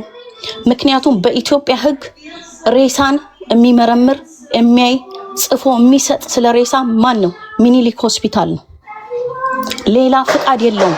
ምናልባት አሁን ጳውሎስ ሊኖረው ይችላል። ይሄን ተደርጎ ሴራ ተሰርቶ ልጅቷ ያልጻፈችውን ዲያሪ ጽፋለች ተብሎ ልጅቷ ሱሳይዳል አይደለችም፣ ራሷን የምታጠፋ ልጅ አይደለችም፣ ሱሳይዳል ነች፣ ዲያሪ ጽፋለች ተብሎ ታሪክ ተፈብርኮ ኦኬ። የሷ ቤተሰቦች የሚኖሩት ክፍለ ሀገር ነው፣ ሩቅ ቦታ ነው የሚኖሩት። እንደ በዳይ ወገን ብር የላቸውም። እንደ በዳይ ወገን ቲፎዞ የላቸውም። ስለዚህ እነሱ እየተመላለሱ መተው ነው የሚከታተሉት። የፍርድ ሂደቱ የተዛባ ፍትሃዊ ያልሆነ በአንድ ወገን ያጋደለ የነበረ ነው። ስለዚህ ለእንትኑ ለከሳሽ ምን ተባለ? ምንም ያገኘነው መረጃ ስለሌለ በዋስ ይለቀቅ ተብሎ ነው የተለቀቀው። እንዴት መረጃ ይጠፋል? ስታዩ ደግሞ የቀብሩን ስነ ስርዓት ብታዩ እናትና አባት ለትንሽ ነው ደርሰው የቀበሩት ልጃቸውን ሬሳ የማየት ሁኔታውን የማጤን ጭንቅላታቸው ራሱ አስበው አጤነው ልጃችን ምን ሆነች? አንድ ቀን ታማ ማታቅ ልጅ ልጃቸው አንድ ቀን ታማ ማታቅ ልጅ ሞታለች ኑ ቀበሩ ሲባሉ ምን አይነት ድንጋጤ ነው ሊሆን የሚችለው? ስታስቡት ሳያዩ ልጅቷ ተቀበረች። በዛ ሁኔታ የሚሰማቸው የለም። ይሄ ኬዝ ከተዘጋ በኋላ እንኳን ፍትህ እንደገና ይግባኝ ለመጠየቅ በየቢሮው እየተንከራተቱ ፊት እየተነሱ አንድ ሰው የሚሰማቸው ወረቀታቸውን ዞር ብሎ የሚያይ ሰው የለም። እስከዛሬም የለም። አባገዳ ለተባለው ደግሞ አባገዳ የመጡት 2 ጊዜ ነው። የመጀመሪያ ጊዜ ሲመጡ ጉማ ከፍላለሁ ልነጋገር ሲል ጉማ የምትከፍለው ለምንድን ነው ልጄ? ለምንድን ነው የሚከፍለው ጉማ? ገለሃታል ወይ? አይ አልገደልኳትም እምላለሁ አልገደልኳትም ብዬ እና ጉማ ለምንድን ነው የምትከፍለው?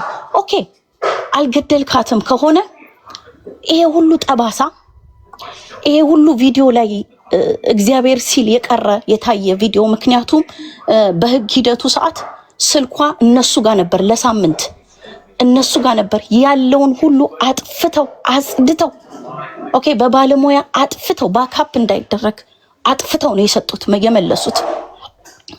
አይክላውዱን ራሱ እንዳለ አጽድተው ነው የመለሱት። ይሄን ሲያረጉ እሺ የተደበደበችውስ ምንድነው?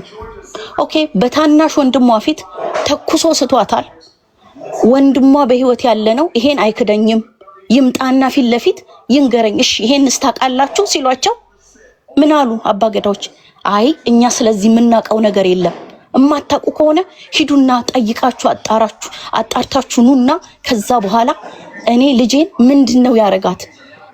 እኔ ለጉማ እኔ ለብር አይደለም ልጄ እንዲህ ተቀጥቅጣ እንደባብ የሞተችበት እንደዚህ ሆና የሞተችበት ምክንያት ማወቅ እፈልጋለሁ ብለው ነው የጠየቁት።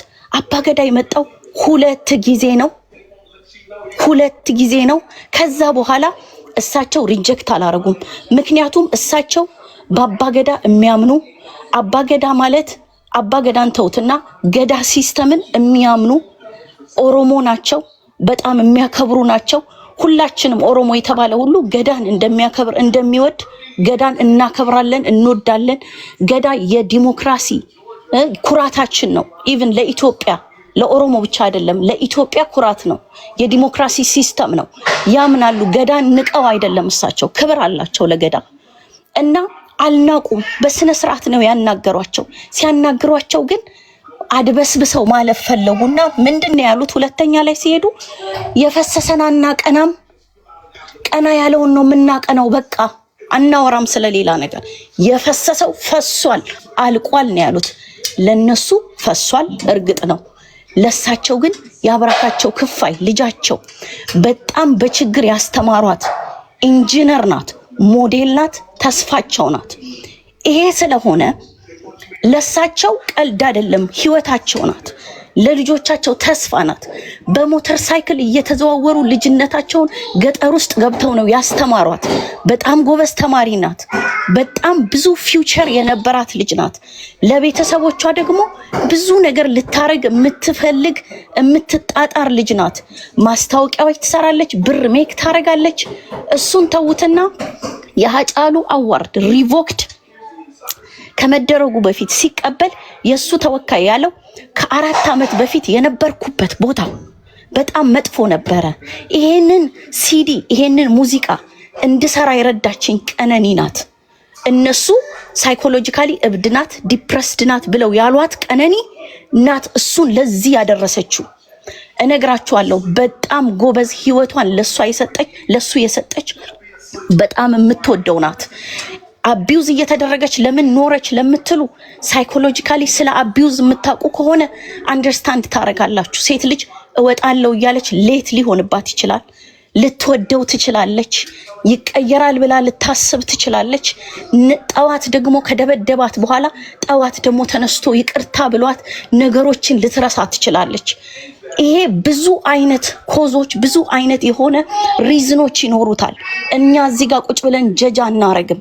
ግን ለሌሎቻችሁ ቴዲም እንዳለው ጎሳ ውስጥ መንደር ውስጥ ገብታችሁ የፈለገ ይሁን እሱ ቀና ስላለ እሱ ዘፋኛችን ስለሆነ እሱ ታዋቂ ስለሆነ ብላችሁ ለምትሉ ነፍስ ሁሉ እኩል ነው። ነፍስ ሁሉ እኩል ነው። ለኦሮሞነት እሷም ኦሮሞ ናት። ግን አንድ ነገር ማወቅ አለባችሁ። ለምን ጳጳስ አይሆንም? ለምን ቄስ አይሆንም? ለምን ምን አይሆንም? ሼክ አይሆንም? ነፍስ ካጠፋ ማንም ሰው መጠየቅ አለበት። ወንጀለኛ ዘር የለውም፣ ዘር የለውም። አይተሻሎች ሲገላት ለምትሉ ደግሞ ማንም ሰው ቪዲዮ አስቀምጦ እየቀረጸ ሰው አይገልም። የነበረው አንድና አንድ እሱ ነው። የነበረው እሱ ነው። ኦኬ እቺ ልጅ ከሰዓታት በኋላ ነፍሷን ለማጥፋት ያሰበች ልጅ ቀኑን ሙሉ ሄዳ ሜካፕ ስትሰራ ፎቶ ስትነሳ ለልደቴ ብላ ለነገ ፖስት ለምታረጋቸው ሶሻል ሚዲያ ላይ ለምታረጋቸው ነገሮች ሬዲ ስትሆን ትውላለች ወይ? እስቲ ንገሩኝ። ዲፕሬሽን እንዲህ ነው ወይ? ኖ። እሷ አይታችኋል። እቤት መታ ሰርፕራይዝ ሲያረጓት የተደረገችው ምንድን ነው? ለነገ ለተነጎዲያ ፖስት ልታረግ ቀኑን ሙሉ ፎቶ ስትነሳ ስታምር ለነገ ልደቴን ሳከብር ፖስት አርጋለሁ ብላ ተስፋ የነበራት ሚድናይት ላይ ለአጎቷ ደውላ፣ አጎቷ እዚህ ፕላትፎርም ላይ ያለ ሊነግራችሁ ይችላል። ደውላ መኪና ለማስገባት ፕሮሰስ ለመጀመር ከዛም ደግሞ ከኮካ ኮላ ፋብሪካ ጋር ተፈራርማ ይሄ ምንድን ነው የሚባለው ያው ሞዴል ለመሆን ተፈራርማ ጨርሳለች። እሱን ስራ እንደምትሰራ ከአጎቷ ጋር ተደዋውላ ተነጋግራለች። ለማ ይባላል አጎቷ። ተነጋግራ ጨርሳ ሚድናይት አውርቷት ጨርሶ ስልኩን ዘግቷል። ከሚድናይት በኋላ ከዛ በኋላ ሲጠጣ ማንም ሰው ባህሪውን ያውቃል። ማንም ሰው ያውቃል ሲጠጣ እንደሚቀየር። ማንም ሰው ያውቃል እንደ ሴት ሳይሆን እያነሳ በገጅ ይሄ በመክተፊያ በዱላ የሚሰባብራት እንደሆነ ማንም አካባቢው ያለ ሰው ያውቃል። እያዩ እንዳላዩ አይናቸውን ይዘው ነው እንጂ እየደበደባት እየተቀጠቀጠች የሲኦል ኑሮ እንደኖረች ማንም ሰው ያውቃል።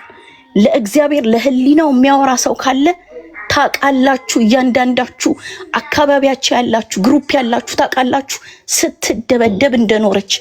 ታዲያ በሽጉጥ የተሳተች ሴት ታዲያ ያያችሁትን ጠባሳ ያያችሁትን ነገር የበለዘ ፊት ያያችሁ እንዴት ነው ሌላ ሰው ይገላታል ብላችሁ የምትሉት? እንደለመደው ሲጨፈጭፋት እንደለመደው ሲረግጣት በመጨረሻም ገደላት። አይተሻል። እኔን ቀርጾ እያሳየኝ አይገላትም። this is a crime. Okay, that's it። እኔ ጨርሻለሁ። እግዚአብሔር ይስጣችሁ። thank you። ጥያቄ አለኝ ከቅጣ ጋር አንዴ የሁላችሁንም ሀሳብ ሰምቻለሁ። የመጨረሻ ጥያቄ ሳይሆን ሁለት ደቂቃ ልስጣችሁና የመጨረሻ መዝጊያ እናደርጋለን።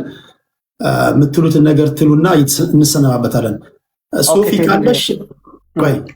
እሺ፣ እኛ ስንፈጥረን ፈጣሪ የጎንዮሽ ወሬ ለማውራት ምንችል ህዝቦች አይደለንም። አሁን ተጠያይቁ ብላችሁ ጦር ሜዳ ነው የምታደርጉት። አንሆን ለዚህ አንሆንም። እኛ ነጮች ጋር ምናምን አይታችሁ ከሆነ እነሱ ችግር የለውም። አንዱ ሲጠይቅ አንደኛው በእርጋታ ያደምጣል ይመልሳል ነው። እኛ እንደዛ አይደለም። እኛ ዱላ ተይዞብን ወይም ደግሞ ጠበንጃ ተደቅኖብን ማውራት ያለብን ህዝቦች ነው። ለዛ አልተፈጠርም። ለዛ ነው ትንሽ ጠንከር ብንባችሁ። ሀሳብን ጠቅለል አድርገህ ንገረንና ተሬሳ፣ ከዛ ወደ ቅድስት ሄዳለሁ። እሺ ተሬሳ። ኦኬ፣ በጣም አመሰግናለሁ። አንደኛ የቀነኒን አባት የሰቀሰቁት ተብሎ የተወራው ሴጠናሞች ናቸው ብያቸዋለሁ። እኔ ከሰው ዘር አልተፈጠሩም። የልጅቷ አባት ልጄ ሞተችብኝ ብሎ ወጥቶ ስለተናገረው ይሄንን የእሱን ፎቶ እንደዚህ ማድረጋቸው በጣም ነው የማዝነው። እግዚአብሔር የሰራቸውን እስጣቸው ነው የምላቸው። አንዱ እሱ ነው። ሁለተኛ ደግሞ እሷ ያለችው ነገር ላይ ሙና ለምንድን ነው በሽጉጥ ሲያስፈራራት እንደዚህ ሲመታት ይሄን ሁሉ ሲያንገላታት? አንደኛ ይሄን ሁሉ ማስረጃ ካለሽ ለምን ዝም አልሽው? እቺ ልጅ አትሊስት የሆነ ቦታ ላይ ለምን አትሰውርሽው? ለምን ይሄን ኢንፎርሜሽን እያለሽ ለምን ዝም አልሽው? ፊቷ እስከሚደም ድረስ ይሄን ሁሉ ስቃይ ሲደርስባት አንቺ ለምን አትረጃሻትም ነበር? ከመጀመሪያው ህይወቷ ከማለፏ በፊት እቺ ጥያቄ ጠይቅሻለሁ። ሌላ የመጨረሻው ደግሞ የአባገዳው እስከዛሬ ድረስ ህግና ስርዓት ያላችሁንና ፊትን በስነ ስርዓት የሚሰሩ ሰዎች ናቸው። የአባገዳው ሽምግልናው በውስጥ መስመር የሚጨርሱት ነገር አይደለም። ይሄ የኢትዮጵያ ህዝብ ነው ይፋ አድርጎ እኔ ነኝ የገደልኳት ካለው የግድ ካሳውን መቀበል አለባቸው። አይ ተብሎ በውስጥ መስመር እነሱ አባገዳዎችን ውስጥ ጉዳያቸውን የሚጨርሱት ከሆነ ማንም አይቀበላቸው። እንደዚህ ነው የምላችሁ ማለት ነው። ማንም መቀበል የለበትም። ስለዚህ ይሄ ያማል። በጣም አዝኛለሁ። እኔም በጣም ያዛዝናል። እግዚአብሔር አምላክ እንግዲህ ውጤቱን እንግዲህ መጨረሻ ላይ እናያለን። የሰው ህይወት ጠፍቶ አይጠፋም። እግዚአብሔር ይከሰዋል። እሱም እጁ ካለበት እግዚአብሔር አይተውም፣ ዝም አይሉም። ይሄ የነፍስ ጉዳይ ስለሆነ ማንም እኔ ተባባሪ አይደለሁም። እቺ ልጅም ሂታችን ናት፣ ልጁም ወንድማችን ነው። እኔ በወቅቱ እዛ ቦታ ላይ ማን ነው የነበረው? ማን ነው በደንብ የማውቀው? ይሄንን ነገር እሱ ነው ለማለት በጣም ይከብደናል ለማለት ነው እንጂ ለሌላ ነገር አይደለም።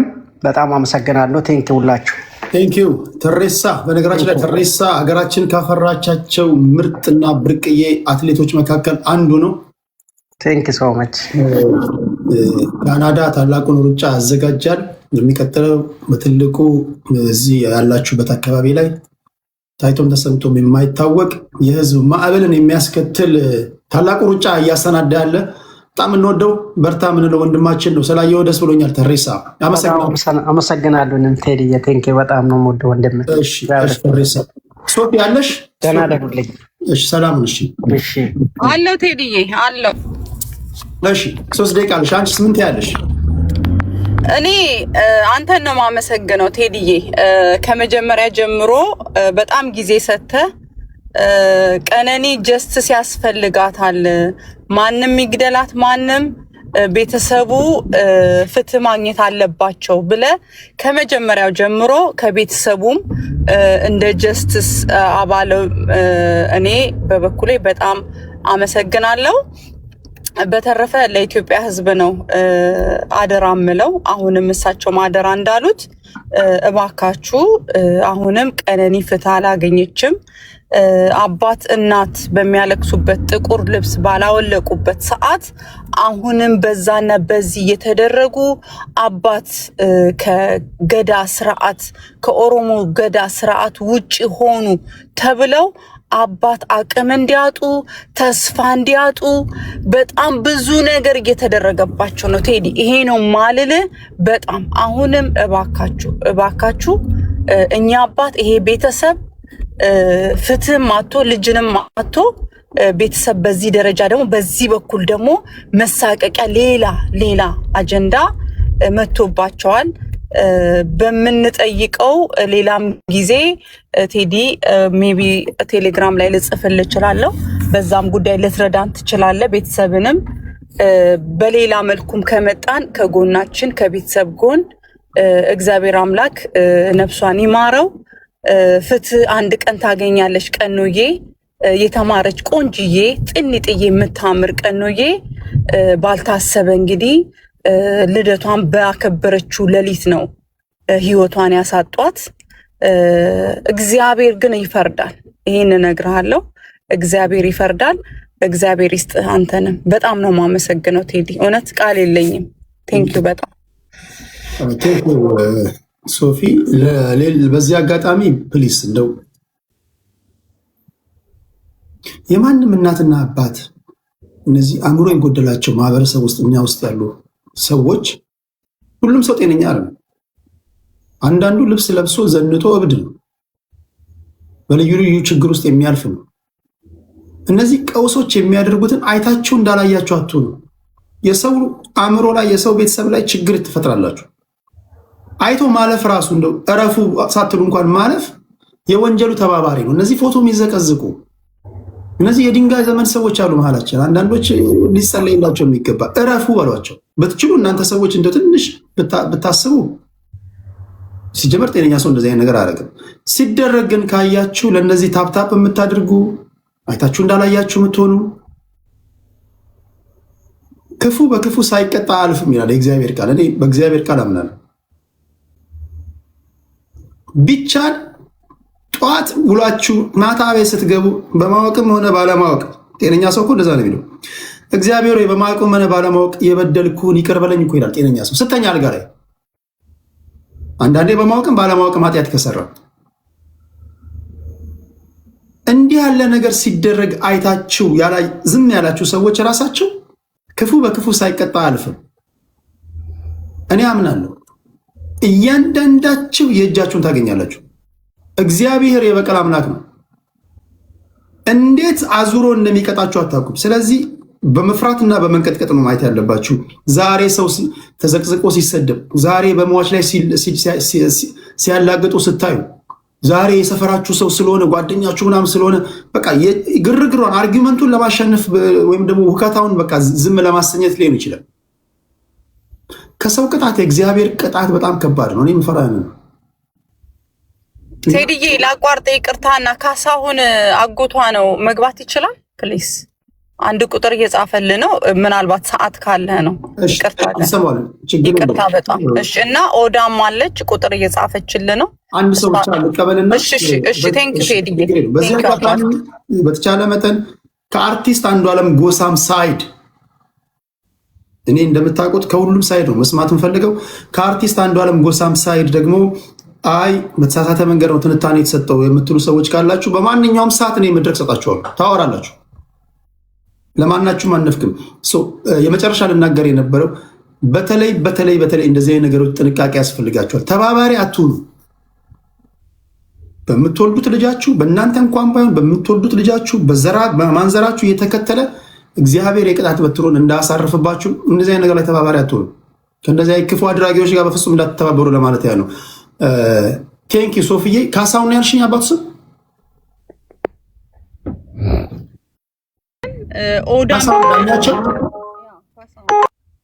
ካሳሁን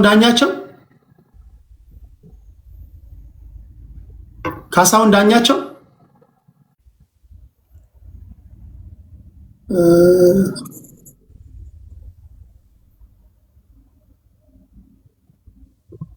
ካሳሁን ደግናቸው ኦፊሻል ይላል።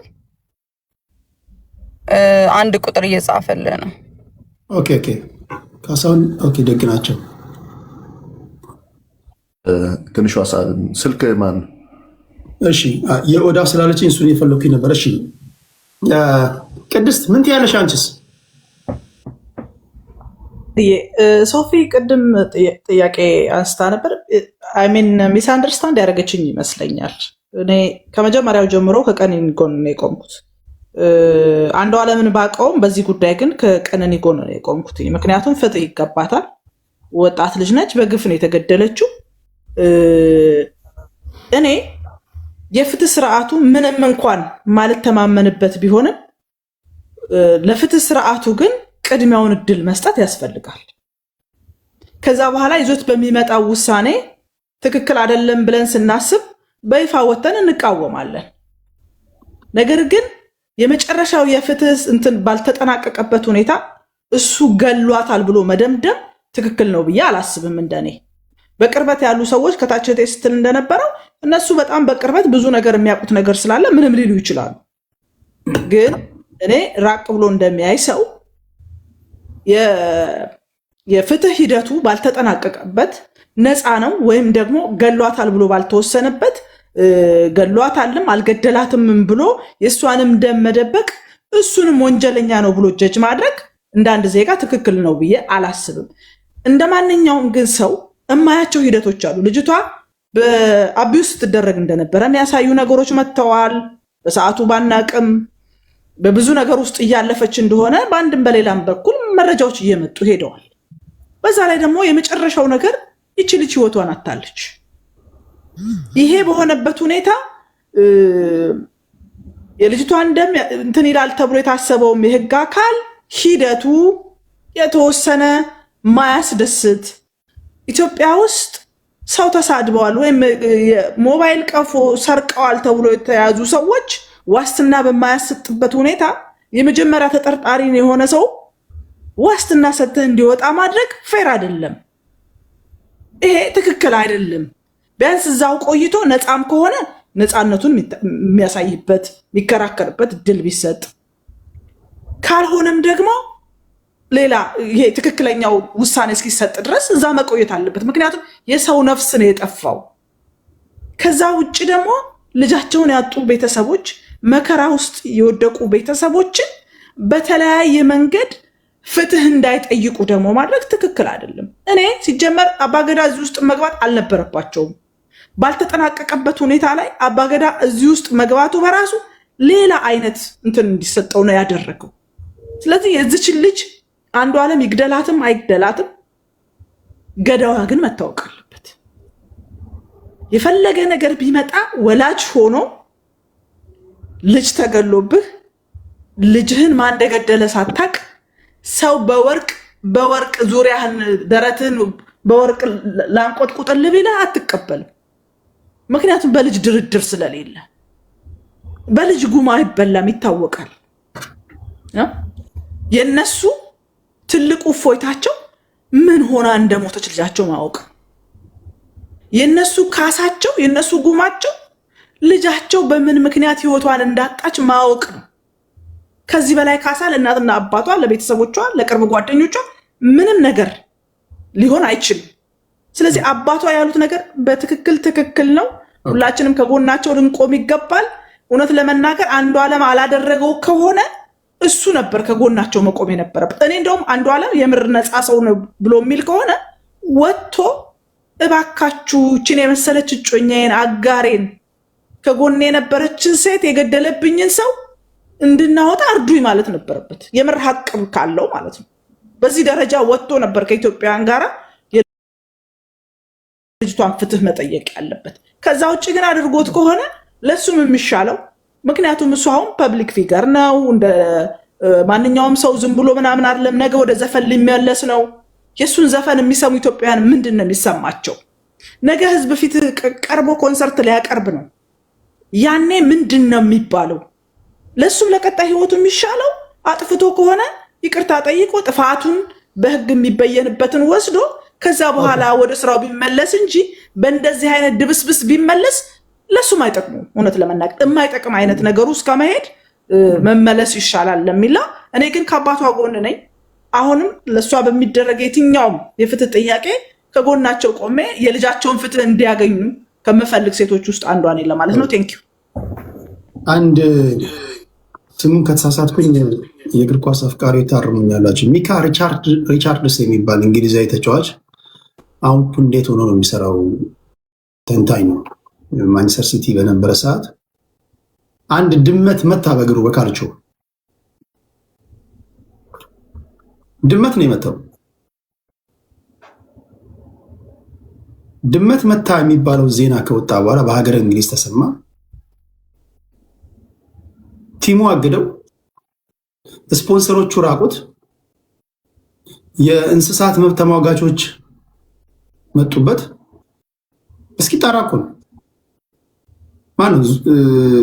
ሚካ ዙማ ነው። ዙማ ቴንክ ዙማ ከዙማ የፈረንሳዊ ዙማ መልካቸው ስለሚመሳሰልብኝ ያ ዙማ ቴንክ የሆነውን አይታችኋል።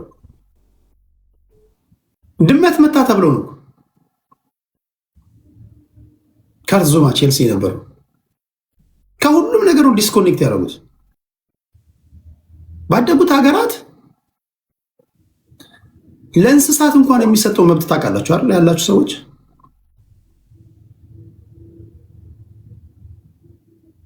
በተለይ ከሀገር ውጭ ያላችሁ ሰዎች ደግሞ የምናየውን ነው እኮ እዛ ሀገር ላይ ለማያውቁ ሰዎች መናገር ያለብን።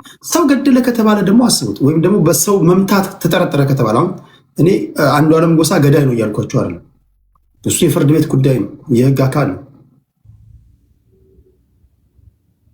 እንትና አድናቂው ነኝ ምናምን ነኝ አይልም። ከሁሉም ሰው የሚያውቁ ሁሉ እንደማያውቁ ጀርባቸውን ይሰጡባል። በነገር ላይ ባደጉት ሀገራት በሰማይ ላይ የምትበር ታዋቂ ሰው ብትሆን በተለይ ከሴቶች ጋር በተያያዘ ከህፃናት ጋር በተያያዘ ወይም ደግሞ ማህበረሰቡ የሚያወግዘው ነገር ድርጊት ላይ ተሳትፈ ከተገኘም ከሁሉም ነገር የሚያውቁ እነዛ ሁሉ የሚጨፍሩ ፈርምልን ሲሉ የነበሩ ሰዎች በአንድ ጀንበር ነው ጀርባቸው የሚሰጡ። ምድር ሰማይ ነው የሚዞርበት። ይሄ ሰው መግደል ምናምን በጣም ትልቅ ነገር ነው እና ያውን ደግሞ እስኪጣራ ተብሎ ነው እና አንዳንድ ጊዜ ለዛም ነው በተለይ ስናወራ እያወራን ያለነው ስለሞተ ነፍስ ነው። በዚህም በኩል ደግሞ ተጠርጣሪም ስላለ እሱ ከግምት እያስገባን እንዲሁ ቀለል አድርጋችሁም እያያችሁ ያላችሁ ሰዎች እንደው ቀለል ባታደርጉት ለማለት ያህል። ያ ብዙ ሰዎችን መጥቀስ ትችላላችሁ ከዚህ ጋር በተያያዘ ኢቨን ሰው ላይ ራሱ የተፋ ተጫዋች ከሀገር ሰው ላይ ተፍታል ተብሎ የሆነውን አይታችኋል። አንድ አድናቂው ላይ ዝም ብሎ ምራቅን ተፍቷል። ኧረ እኔ ወደ ሌላ ቦታ ነው የተፋሁት ምናምን ያለው ግን ተፍቷል በሚል የመጣበትን አይታችኋል። እና አንተ ቡድን ለመምራት ቲም ለመምራት አንተ ሮል ሞዴል ለመሆን ብቁ አይደለም ተብሎ የተተቸውን ትችት ታውቃላችሁ። እና እንዲህ ያለ ነገር ባለንበት ሀገር ነው የምትኖሩት የምንኖረው እና ያን ከግምት በማስገባት እያወራን ያለ ነው ስለሞተ ነፍስ ነው። ቴንኪው ቅድስትዬ። በላይ ምን ትላለሽ አንተስ? እሺ አመሰግናለሁ። በመጀመሪያ አንተን አመሰግናለሁ። እንዲሁም ደግሞ ለቀነኒ ለእህታችን ለቀነኒ አዱኛ ድምጽ የሚወጡን እንዳለ ከልባቸው የእውነት ሴትነት ሞቷ ህመሟ የእናትና የአባቷ ሀዘን አሳስቧቸው ከልባቸው አስበው ለሚያዝኑና ፍትህ ለሚጠይቁ ከልቤ አመሰግናለሁ። ግን አሁን እዚህ ውስጥ እየተወሩ ካሉት አንድ ሁለት ነገሮች ውስጥ እየሰማሁ ያለው ፍትህ ሳይሆን ፍርድ ነው። ተፈርዷል። በቃ አሁን እዚህ ጋር ስለ ቀነኒ እያወሩ ያሉ ሰዎች ፈርዷል። ገዳይ ማን እንደሆነ አውቀዋል። አሁን አንድ እህታችን እዚህ መሆና ስታወራ ወንድሟ ፊት ጥይት ተኩሶ አንድ መርማሪ ፊት ብታወራው እንደ ቲክቶክ ስለሆነ እንጂ ጥይቱን ሽጉጡን ያዘው በግራ ነው በቀኝ እጁ ነው። ከዛ በኋላ ወንድሟ ምን አረገ?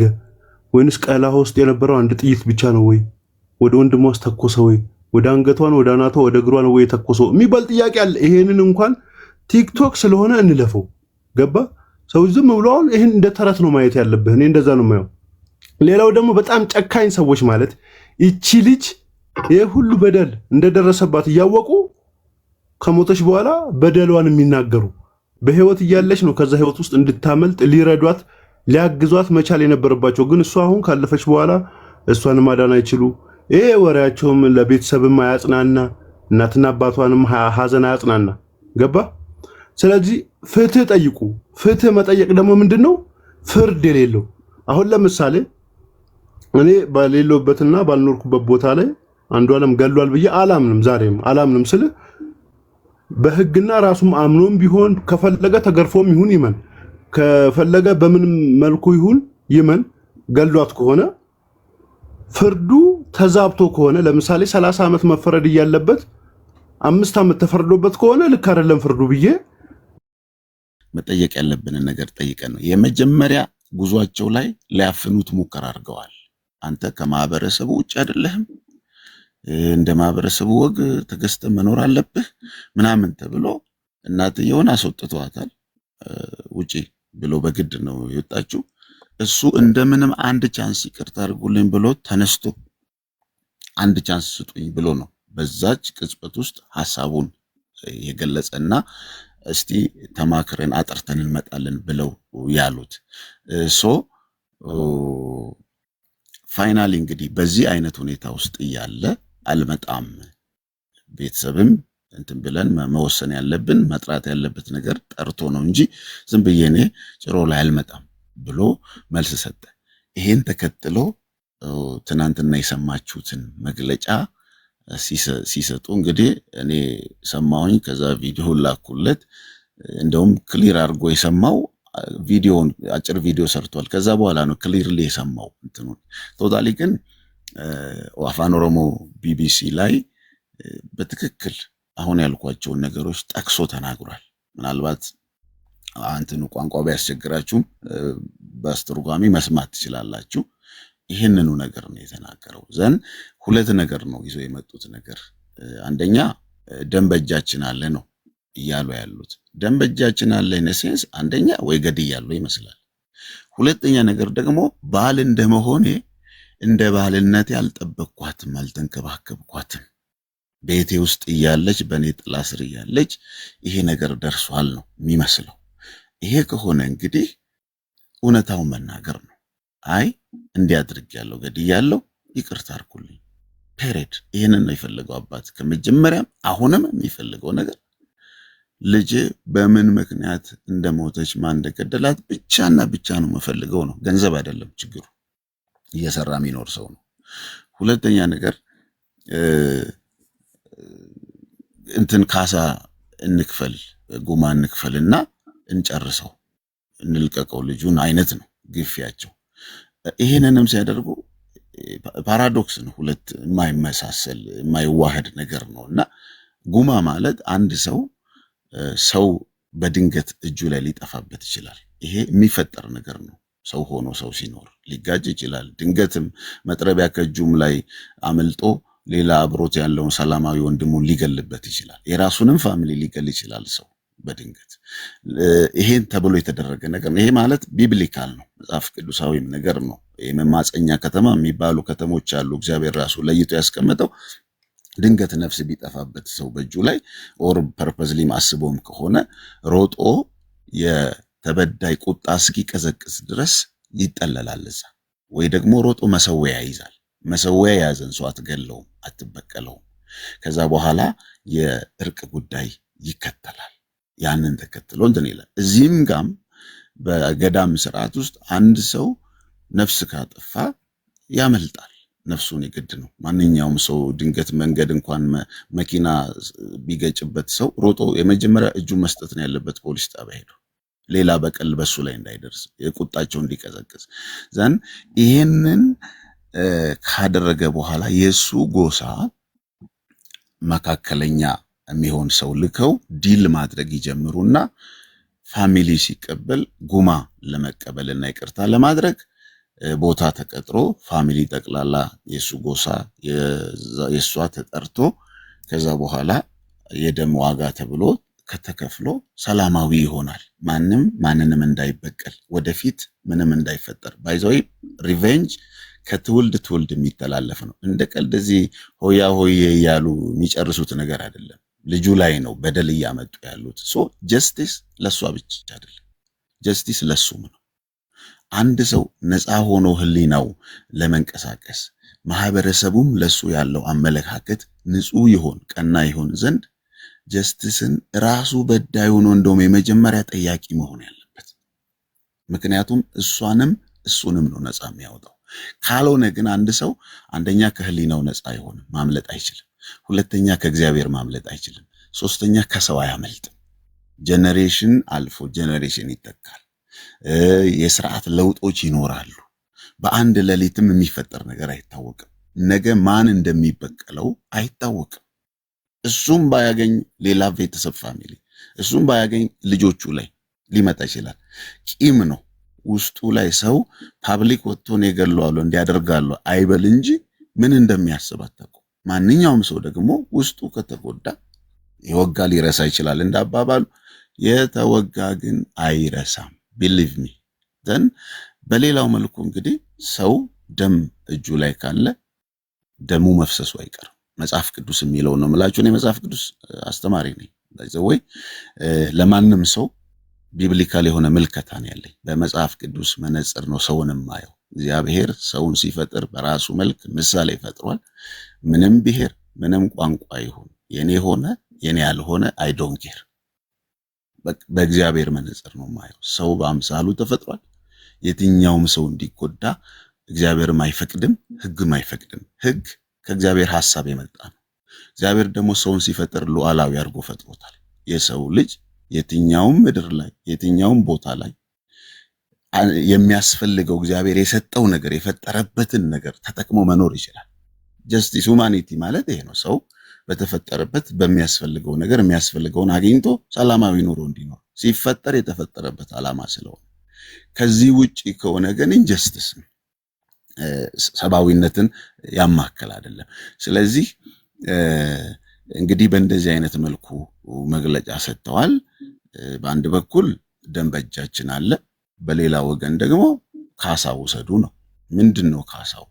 ካሳው ሌኒን ይተካል እንዴ? ማን ነው ቀነኒን አይተካም።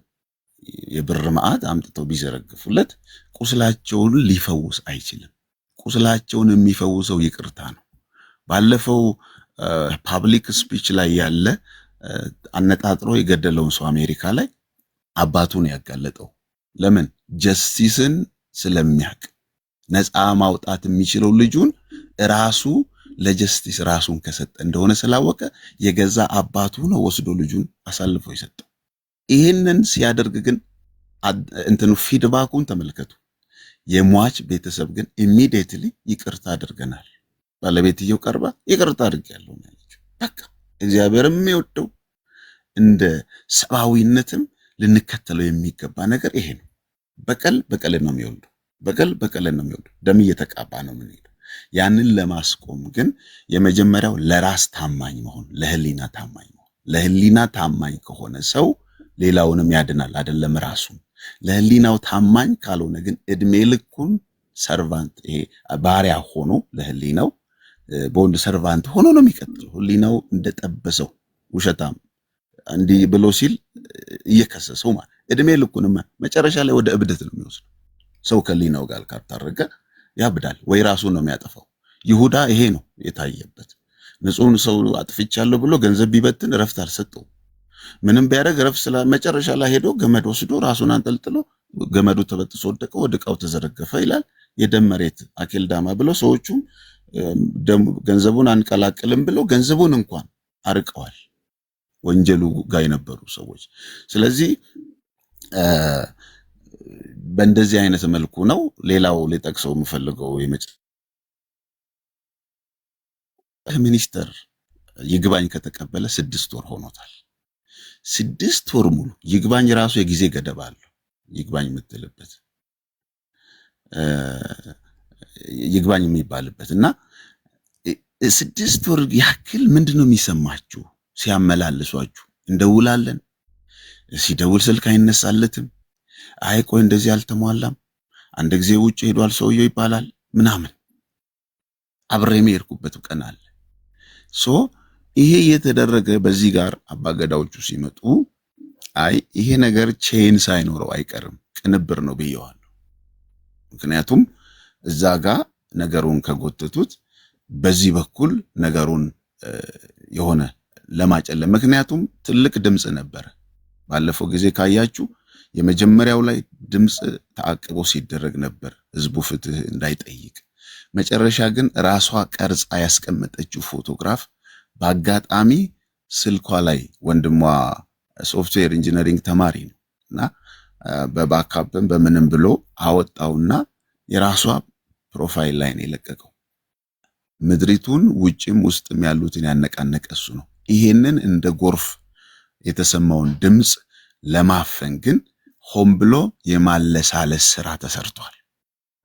ይግባኝ ተጠይቆ 6 ወር ሙሉ ፋይናሊ በአባገዳ ሪፖርት ላይ ምንድነው የሰማሁት?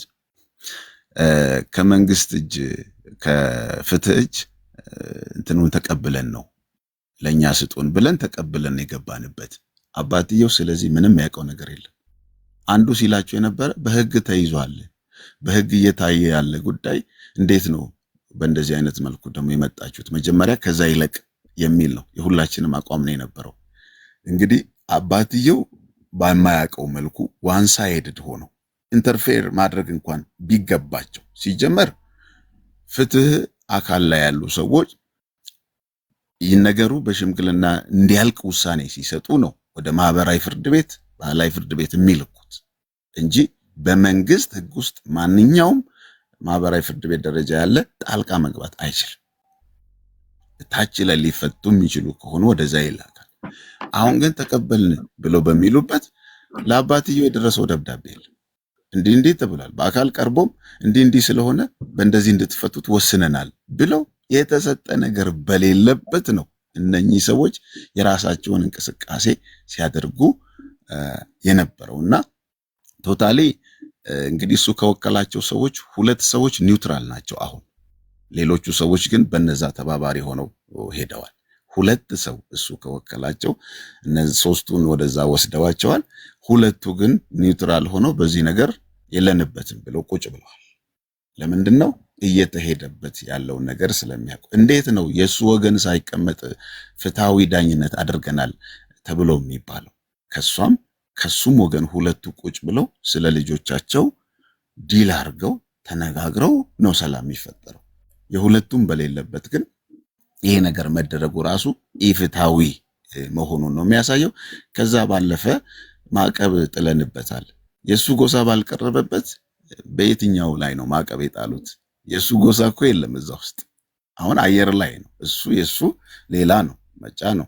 እነሱ ደግሞ ያስተላለፉት ሌላ ነው። ሐረር ይኖርበታል፣ እሱ ይሰራበታል እንደ ማንኛውም ዜጋ እንጂ እዛ አይደለም ያለው ጎሳውና ይሄ ራሱ ምን ያክል ድራማቲክ የሆነ ስራ እንደተሰራ ማሳያ ነውና ይሄንን ሁሉ ስለ እንግዲህ አሁን ማንገደላትን ምናምን እንደገደላት አይደለም፣ ፍትህ ነው እየጠየቀን ያለ ነውና አሁንም አሴ ፋሚሊ የምናስተላልፈው ነገር ቤተሰብ አሁንም ፍትህ እየጠየቀ ነው። ድምጹን እየተነጠቀ ነው።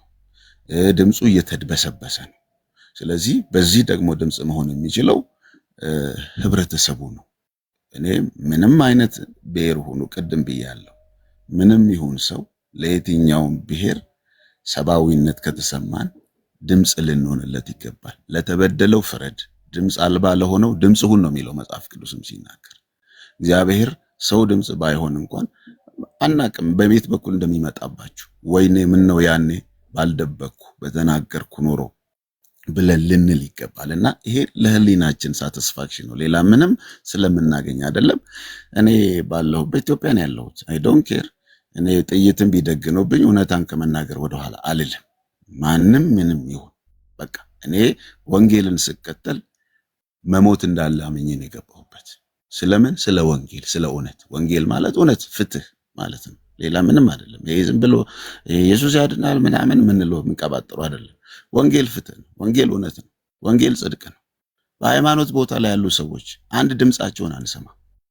ሰው ሲበደል፣ ሰው ሲሞት፣ በግፍ ድሃው ሲገፋ ለምንድን ድምጽ ማይኮነው?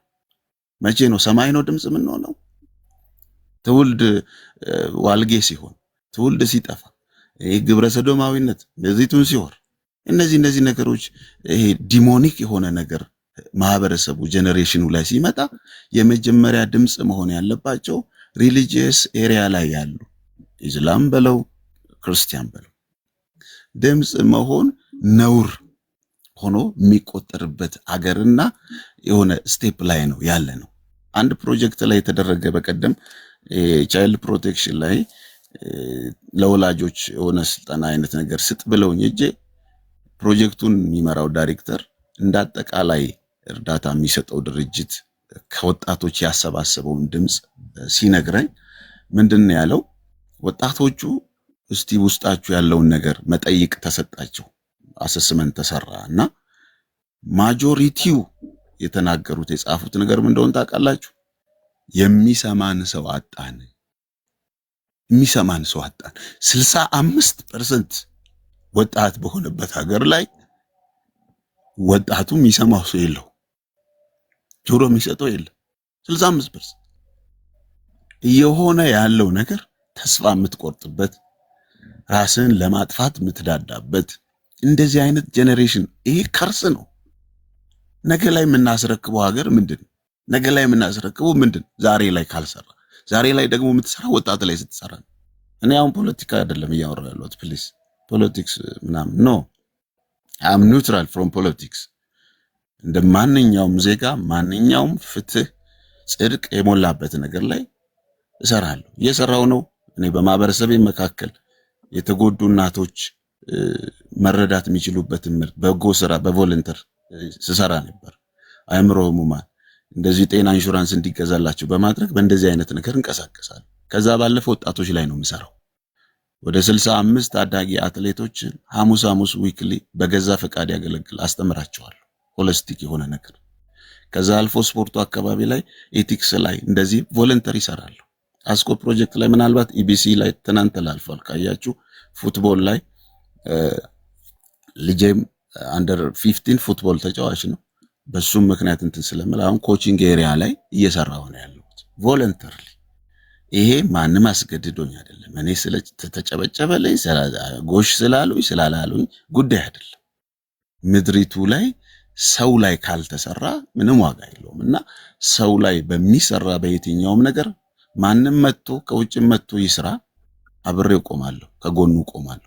በጎ ከሚሰራ ሁሉ ጋር ቆማለሁ። ብሔር፣ ጎሳ፣ ቋንቋ፣ ፓርቲ ሳለኝ የማንም ፓርቲ ሜምበር አይደለሁም አልሆንም። እንደ ዜጋ ግን ማለት መስራት ያለብኝን እሰራለሁ። ሆዳቸውን እየሞሉ ደግሞ ተሸብልለው ፍትህ የሚያዛቡ ሃይማኖት ሰዎች ሆነው ሰው እየተበደለ እየተገፋ በቆርቆሮና በእንጀራ ሆዳቸውን እየሞሉ እንደሚሆኑት ደግሞ መቼም አልሆንም። በቃ እኔ ያመንኩትን በትክክል አመኛለሁ። ባመንኩበት ነገር ደግሞ ወደኋላ አልልም። ከዚህ አንጻር እንደዚህ በዚህ አጋጣሚ ጆሮ ብንሰጥ ወጣቶች ላይ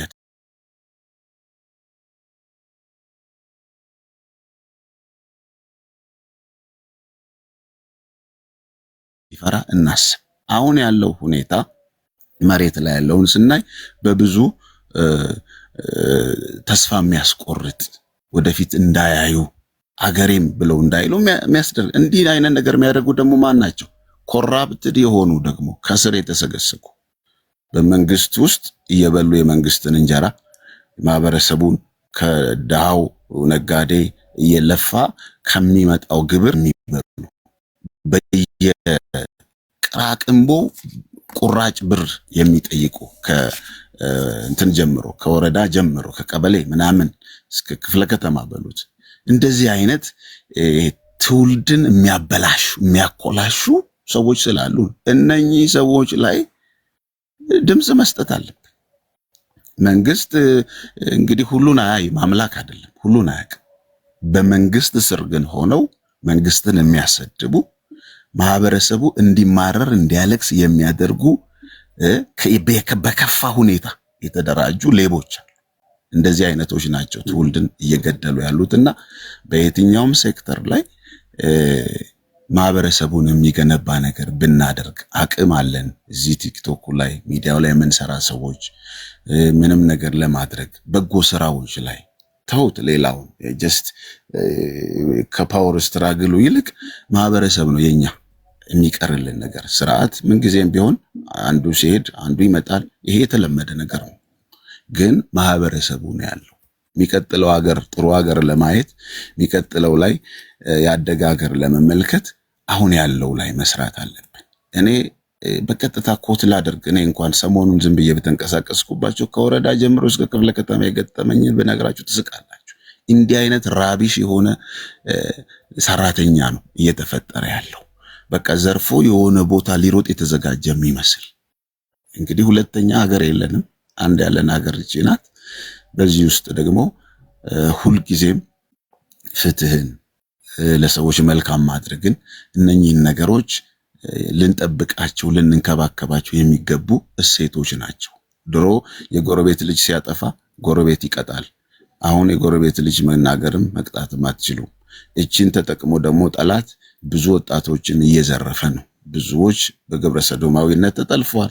በየሄዳችሁበት ቪክቲም ያልሆነ አታገኙም። አብዛኞቹ ደግሞ ደብቀው ይዘው ቤት ውስጥ ደግሞ የሚሉ በርካቶች አሉና እነዚህ ነገር ላይ የሚመለከታቸው ለማህበራዊ አገልግሎት የቆሙ ሰዎች ያልተናገሩ ማን ሊናገር ይችላል? ይሄንን ካልሞገቱ ማን ነው የሚሟገተው? የሆነ ነገር ሆዱ ሞልቶ ከዛ በኋላ አንድ ሳጥን ውስጥ ገብቶ ቀብር የሚፈጸምበትን ገላ ለመሙላት ብሎ ትውልድ ማበላሸት፣ ፍትህን ማዛባት ይሄ ጥሩ አይደለምና እንዳጠቃላይ ረጅም ጊዜ ወሰድኩኝ ይሄንኑ ለማለት ነው። በጣም አመሰግናለሁ ለተሰጠኝ እድል። አጋጣሚ ነቅቼ ነበርና ሳይ ያወራችሁ ስለነበረ ነው የገባሁት። እግዚአብሔር ያክብርልኝ። ቴንኪው። ሁላችሁንም ከልብ ነው ማመሰግነው።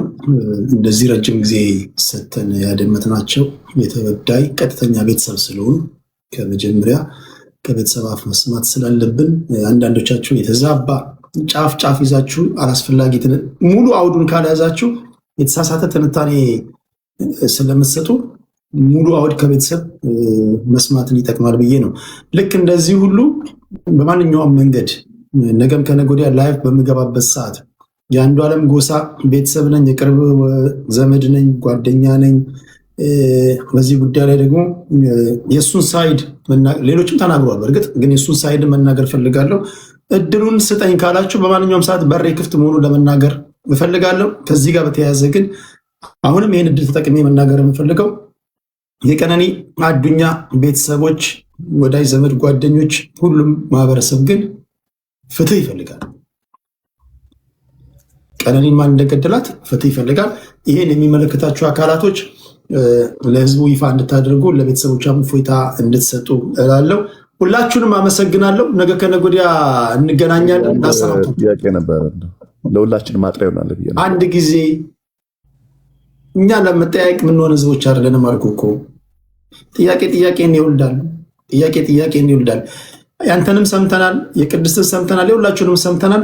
ፍርዱን ለህዝብ ነው የምንሰጠው። ከዚህ ስትሄዱ ቤታችሁን ከፍታችሁ ስትወያዩ በዚህ አውድ እንድታወሩ ይሁን። እኔ በጣም ስለደከመኝ ላሰናብታችሁ በክብር። ሰላም ሁኑ። ሁላችሁም እናመሰግናለን። ካሳሁን ግን አንዳንድ እየመጣ ቁም ነገር ላይም አውራ የሆነ ሲያወራ ደስ ስለሚል ነው። እሺ፣ ከልብ ነው የማመሰግነው። ሁላችሁም ከልብ አመሰግናለሁ። እግዚአብሔር ያክብርልኝ። እሺ፣ ተባረኩልኝ። ቴንኪው። አመሰግናለሁ ሁላችሁ ነው። እሺ